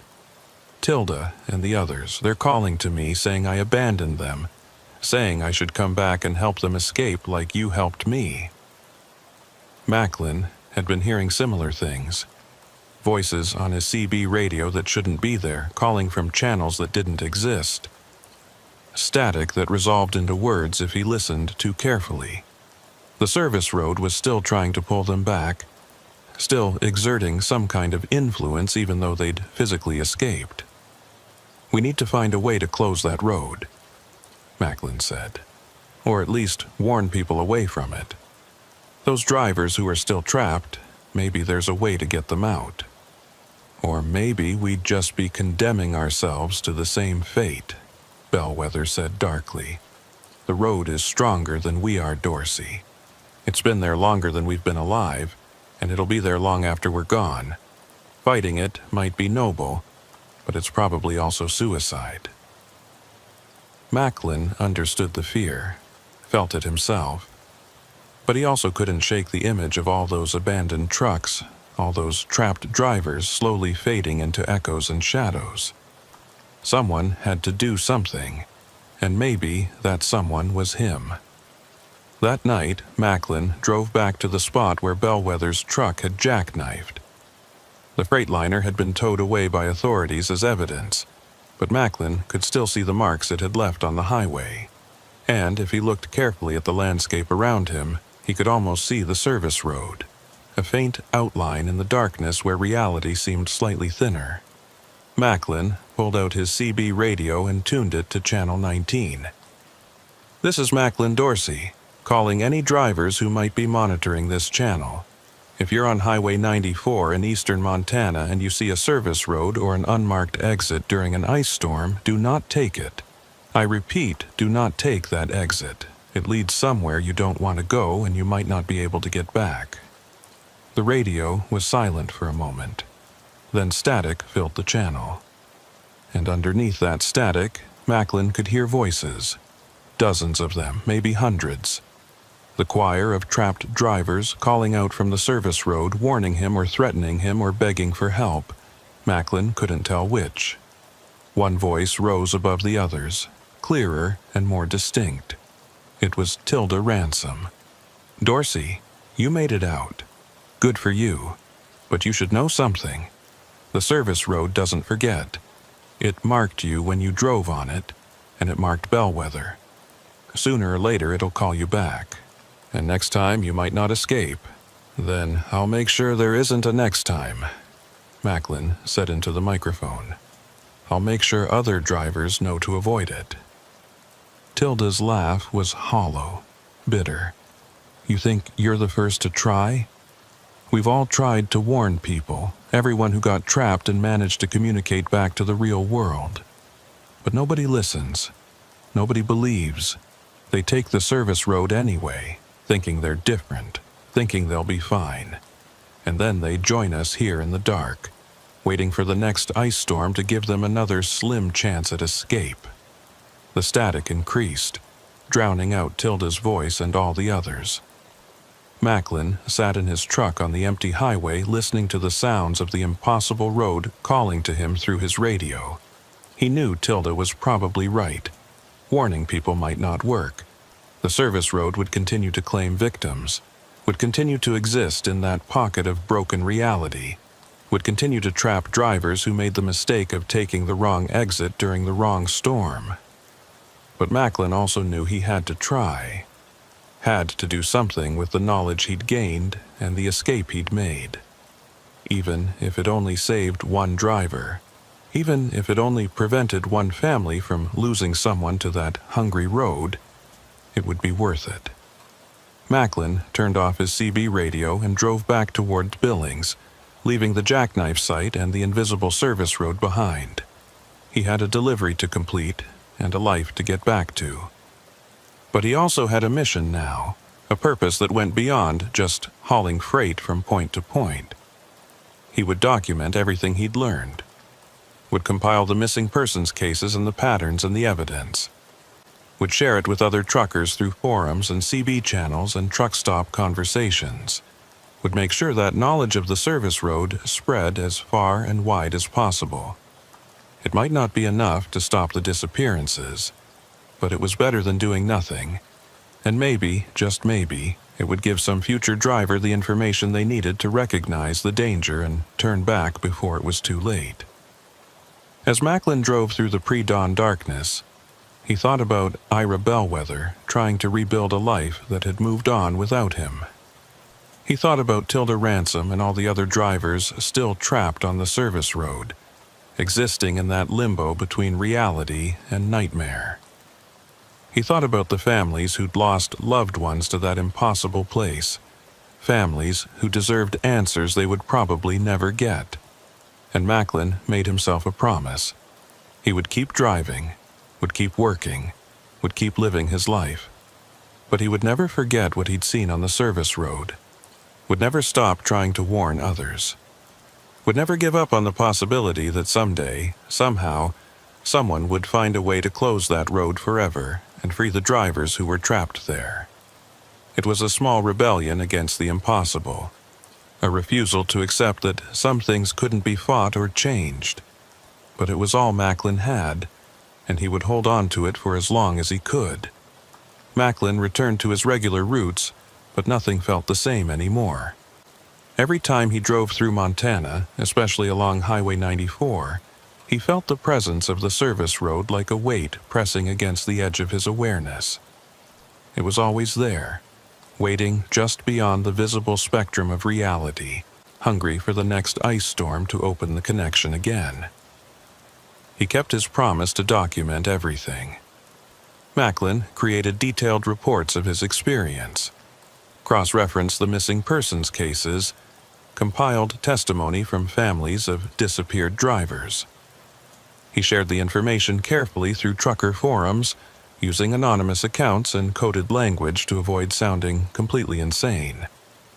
Some drivers dismissed his warnings as paranoia or creative fiction, but others reached out privately, sharing their own strange experiences on Montana highways during winter storms.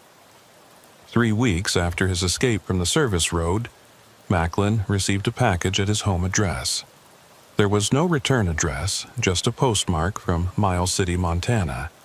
Inside was a USB drive and a handwritten note from Ira Bellwether. Dorsey, I couldn't stay in Montana. Every time I closed my eyes, I saw that truck stop, heard those voices. My family doesn't understand what happened to me, and I can't explain it without sounding crazy. I'm moving to Arizona, going to try long-haul runs in the desert where there's no ice and no storms. Maybe distance will help, maybe not. But I had to try. The USB drive has recordings I made of the CB transmissions I've been hearing since we escaped. I don't know what to do with them, but I thought you should have them. You're trying to warn people, trying to make a difference. Maybe this will help, or maybe it'll just prove we're both losing our minds. IB. Macklin plugged the USB drive into his laptop and found dozens of audio files. He listened to them with headphones, alone in his home office, and felt ice water running through his veins. The recordings were CB transmissions, voices calling out from the service road. Some were asking for help. Others were warning away potential victims.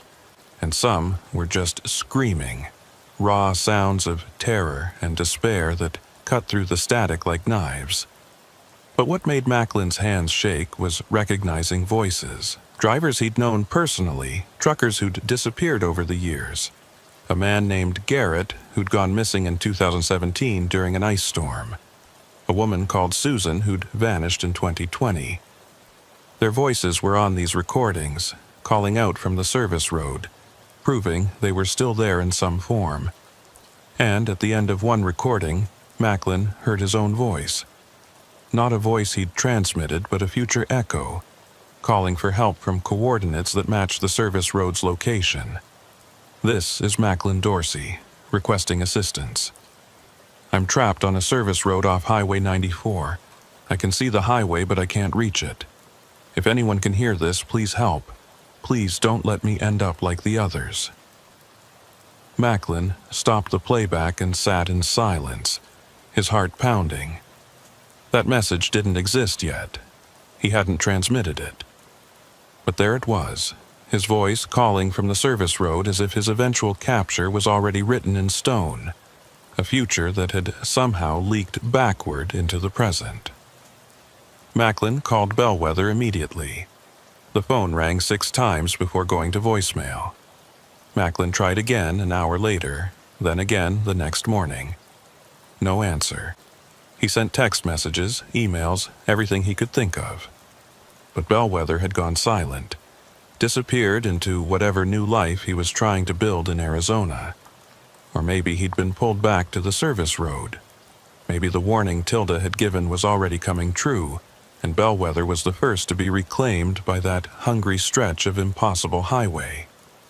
Macklin tried to push the thought away, tried to focus on his work and his family and the normal aspects of his life. But the service road was always there in the background, a constant presence that colored everything he did. He started avoiding routes through Montana entirely, taking longer paths that added days to his delivery schedules. His dispatcher complained about the inefficiency, but Macklin held firm. He would not drive Highway 94 during winter, would not risk another encounter with the service road. 4 months after his escape, Macklin was at a truck stop in Wyoming when he met another driver who'd heard about his warnings. The man introduced himself as a long hauler who'd been running Montana routes for 15 years, and he wanted to know if Macklin's stories about the service road were real. "Every word," Macklin said. "I was there. I saw it. I barely made it out." The driver studied Macklin's face, looking for signs of deception or mental instability. "I've heard stories like yours before. Drivers who claimed they'd been on roads that don't exist. Seen things that can't be real. Most of them ended up quitting the industry or checking into hospitals. You still driving?" "I'm still driving," Macklin confirmed. "Just not through Montana in winter." "Smart," the driver said. "I've lost 2 friends to that highway, both during ice storms. Both vanished without a trace. Their trucks were never found. Their families never got answers. If your warnings can prevent even one more disappearance, you're doing good work." The driver handed Macklin a business card. "There's a group of us who've been tracking these disappearances. Drivers, investigators, even a few academics who study anomalous phenomena. We meet online, share information, try to map the danger zones. Your experience could help fill in some gaps in our understanding, if you're interested." Macklin took the card and felt something like hope kindle in his chest. He wasn't alone in this. There were others who'd noticed the pattern, who were trying to understand and combat whatever force created the service road. Maybe together they could make a difference. That night, Macklin joined the online group and found dozens of people who'd been tracking highway anomalies for years. They had maps showing clusters of disappearances, theories about what caused the phenomena, and documented cases going back decades. The service road off Highway 94 was just one of many dangerous locations they'd identified across North America. The ice storms seemed to be triggers, one researcher explained during a video conference. They create conditions where the boundary between normal space and these pocket dimensions becomes permeable. We've seen similar patterns with severe fog, heavy rain, and other weather events that reduce visibility and isolate travelers. "Can these places be closed?" Macklin asked. "Is there a way to seal them off permanently?" The researcher's expression was grim. "We don't know.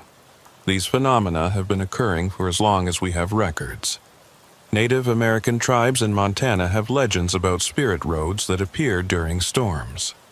Settlers in the 1800s reported roads that led nowhere.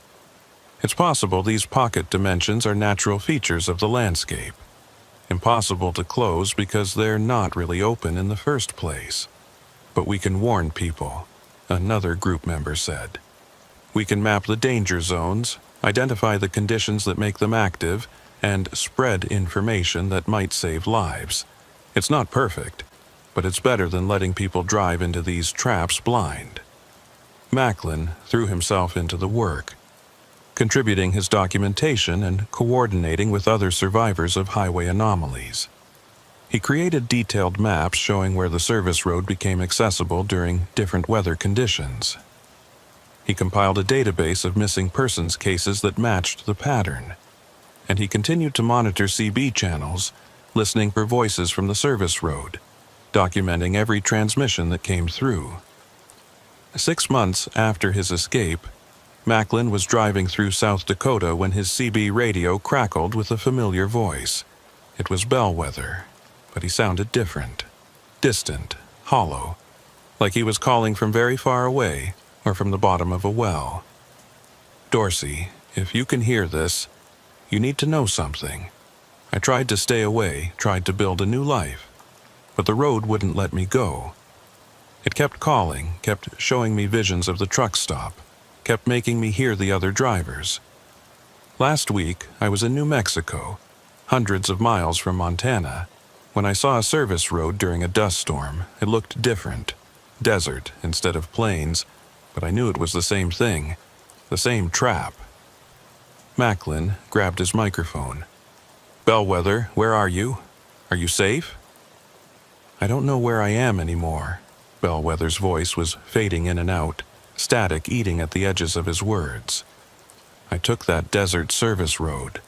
I thought maybe if I went in voluntarily, if I understood what it wanted from me, I could find a way to break its hold. But Dorsey, it's not just one road. It's a network. All the service roads, all the phantom highways, they're all connected. And once you've been on one of them, you're marked for all of them." The transmission cut out, replaced by static. Macklin tried to raise Bellwether again, cycling through every channel, but there was no response. Bellwether was gone, pulled back into the network of impossible roads that stretched across the continent. Macklin pulled over at the next rest area and sat in his cab, staring at his CB radio. Bellwether's fate was a preview of his own future.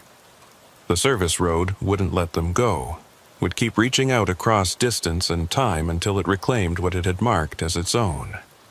Escape was temporary, a brief reprieve before the inevitable return. But Macklin refused to accept that inevitability.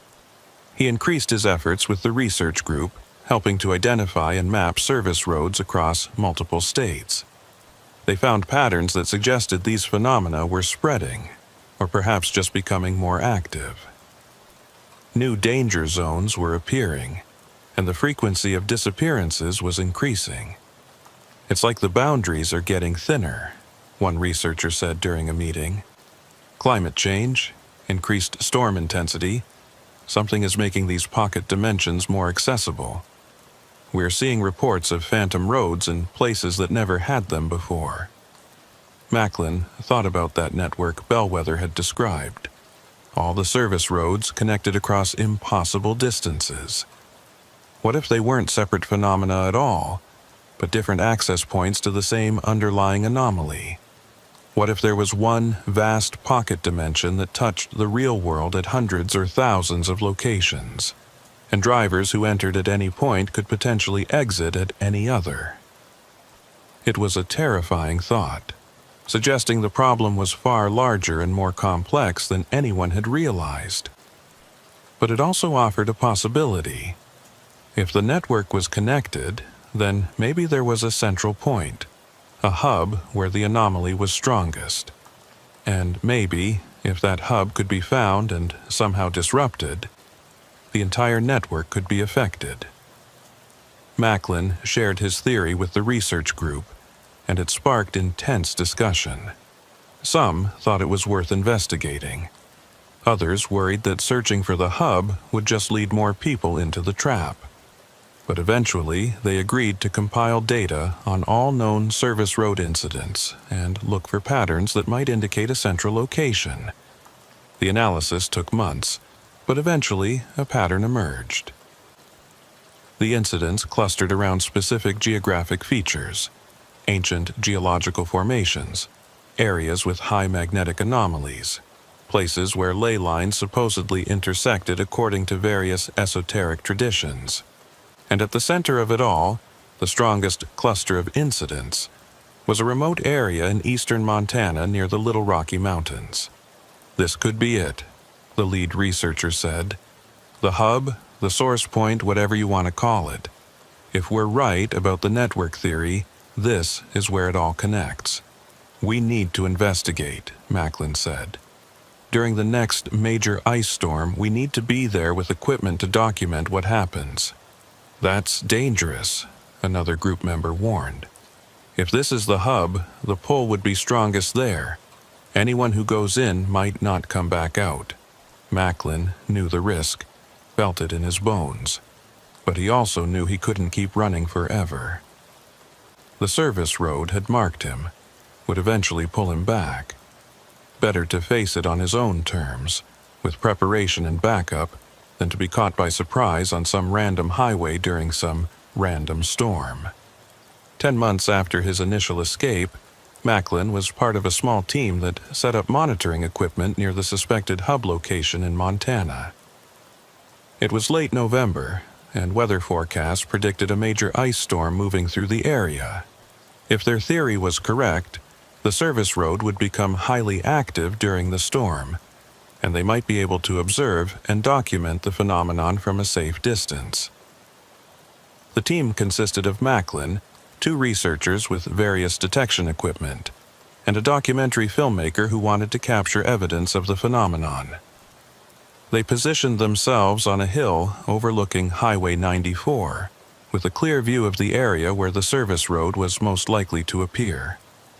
The storm hit just after sunset, ice falling from a bruised sky and coating everything in layers of crystal. Macklin watched the highway through binoculars as traffic thinned and eventually stopped, drivers heeding the warnings to seek shelter. And then, as the storm reached its peak intensity, Macklin saw it appear. The service road materialized like a photograph developing, faint at first and then growing more solid and real. It branched off from the highway at an angle that defied normal geometry, curving away into a landscape that didn't match the surrounding terrain. The monitoring equipment went haywire, registering electromagnetic anomalies and spatial distortions that shouldn't be possible. "Are you seeing this?" one of the researchers breathed, his voice full of awe and terror. Macklin was seeing it, and more. Through his binoculars, he could see the truck stop in the distance, that impossible collection of abandoned vehicles. He could see figures moving among the trucks, drivers who existed now only as echoes and warnings. And he could see one figure in particular, standing at the entrance to the service road and looking directly at their observation post. It was Bellwether, or what was left of him. The figure had Bellwether's shape and stance, but there was something hollow about it, something that suggested the man Macklin had rescued was mostly gone now, consumed by the service road and transformed into another piece of its machinery. The Bellwether figure raised one hand in a gesture that could have been a wave or a warning, and then he turned and walked back down the service road, disappearing into that impossible landscape. "We need to go down there," Macklin said, lowering his binoculars. "We need to get closer, document this properly." "That's suicide," one of the researchers protested. "If we get too close to the access point during peak activity, we could get pulled in." "Then I'll go alone," Macklin said. He was already moving toward his truck, driven by something he couldn't fully articulate. Maybe it was guilt about Bellwether. Maybe it was the knowledge that he was marked and would end up there eventually anyway. Or maybe it was just the service road itself, exerting its pull on someone who'd escaped once and thought he could escape again. Macklin drove down the hill toward the highway, ignoring the shouts from the research team. He could feel the pull getting stronger as he got closer, a magnetic attraction that seemed to bypass his conscious mind and speak directly to something deeper. The service road wanted him back. It had always wanted him back. And now it was calling with a voice he could no longer resist. Macklin's truck rolled to a stop at the entrance to the service road. The ice storm raged around him, but here at the threshold between realities, everything was still and quiet. Macklin could see the truck stop clearly now, could see the abandoned vehicles and the figures that moved among them. He recognized some of them from photos in missing persons files. Drivers who'd been gone for years, decades, now existing as part of the service road's eternal collection. And standing at the entrance waiting for him was Bellwether, the hollow version, the echo, The thing that had been a man, but was now something else. He smiled at Macklin, a sad and knowing expression that conveyed both welcome and apology. Macklin's hand moved toward the gear shift, ready to put the truck in drive and follow that pull onto the service road. It would be so easy. Just drive forward and accept what had been inevitable since the moment he'd first helped Bellwether escape. Join the collection. Become another warning voice on the CB radio. Exist in that timeless loop until there was nothing left of Macklin Dorsey but memory and echo.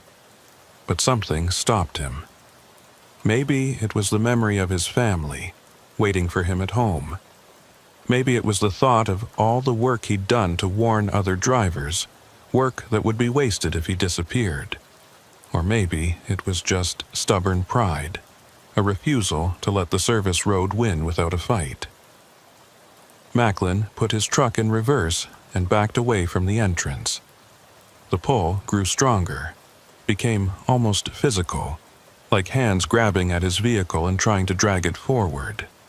The engine protested, wheels slipping on ice, but Macklin kept his foot on the gas and his truck moving backward. The Bellwether figure's expression changed, the sad smile transforming into something hungrier, more desperate. Other figures emerged from the truck stop, moving toward Macklin's truck with that same hollow quality. They were trying to stop him, trying to keep him from escaping a second time. But Macklin had learned from his first escape. He kept his eyes fixed on the real world behind him, on the hill where the research team was waiting, on the normal highway that led away from this impossible place. He didn't look at the figures approaching his truck, didn't listen to the voices calling his name on the CB radio, didn't let himself be distracted by anything except the act of moving away from the service road. And then, like breaking through the surface of water after being held under, Macklin felt the pull release. His truck surged backward as the resistance suddenly vanished, and he nearly lost control on the ice-covered highway. But he managed to keep the vehicle steady, managed to put distance between himself and the service road, managed to escape for the second time. When Macklin rejoined the research team on the hill, he was shaking so hard he could barely hold the steering wheel. They'd captured everything on video and instruments, had documented the service road's appearance and Macklin's near capture. But Macklin knew the most important documentation wasn't what they'd recorded. It was what he'd learned. The service road could be resisted. The pull was strong, maybe irresistible for some people, but it could be fought. Escape was possible, even for those who'd been marked, even for those who'd been on the road before. It wasn't easy, and it wasn't guaranteed, but it was possible. Over the following months, Macklin worked with the research group to develop protocols for resisting the service road's pull. They created mental exercises, focusing techniques, ways to anchor yourself to reality when the impossible road was trying to draw you in. They shared these techniques with truckers and other travelers, building a network of knowledge and resistance. Did it work? Sometimes. The disappearances continued, but at a slightly lower rate. Some drivers who might have been claimed by the service road managed to resist and escape. It wasn't a perfect solution, but it was progress. And Macklin kept driving, kept working, kept fighting against the inevitability of his eventual recapture. He knew the service road was still out there, still waiting, still hungry. He knew it would keep trying to pull him back, that every ice storm was another opportunity for the impossible to reach into the real world and claim what it considered its own. But Macklin also knew that he would keep resisting for as long as he could, would keep warning others, keep documenting the phenomenon, keep fighting to save drivers from the fate that had claimed Bellwether and so many others. It was a losing battle in the long term, probably. The service road had existed for centuries and would probably exist for centuries more. But in the short term, in the day-to-day struggle of staying free and helping others do the same, Macklin was winning. And that was enough. It had to be enough. 2 years after his first escape, Macklin received a message on the research group's private forum. It was from an account he didn't recognize, and the message was simple. "Thank you. Your warnings saved my life. I saw the service road during an ice storm in Montana. Almost took it because my GPS said it was a shortcut, but I remembered your posts, recognized the signs, and turned back. I'm still here because of you. A grateful driver." Macklin read that message over and over, feeling something like peace settle in his chest. This was why he kept fighting, not because he could save everyone, but because he could save someone. One driver who made it home to their family instead of disappearing into the impossible. One person who didn't have to join the chorus of voices calling from the service road. It was enough, it had to be enough, because the alternative, giving up and accepting the inevitable, meant letting the service road win. And Macklin refused to give it that satisfaction. He would keep driving, keep warning, keep resisting, for as long as he could, for as many people as he could reach, for as long as the service road allowed him to remain in the real world. And when the service road finally called him back, when his resistance finally failed and the pull became too strong to fight, Macklin would make sure his documentation and warnings lived on, would make sure other drivers knew the truth and could protect themselves. The service road might eventually claim him, but it wouldn't claim everyone, not if Macklin had anything to say about it.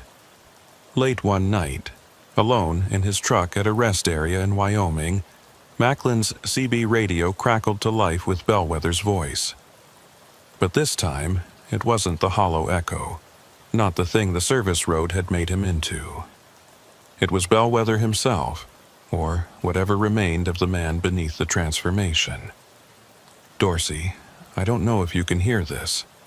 I don't know if I'm really transmitting or if this is just an echo bouncing around in my own head, but I wanted to say thank you for trying to save me, for not giving up even when I did, for fighting the road even though you know it's probably futile." "I can hear you," Macklin transmitted back, not knowing if the message would reach whatever remained of his friend. The service road isn't evil, Dorsey. That's what I've learned being part of it for so long. It's not malicious or cruel. It's just hungry the way a black hole is hungry. It exists, and it pulls, and it consumes. Not because it wants to hurt anyone, but because that's what it is. That's what it does. "That doesn't make it any less dangerous," Macklin said. "No," Bellwether agreed. "But it means we can't hate it. We can only work around it, avoid it, learn to exist in the same universe without getting pulled in. And that's what you're doing.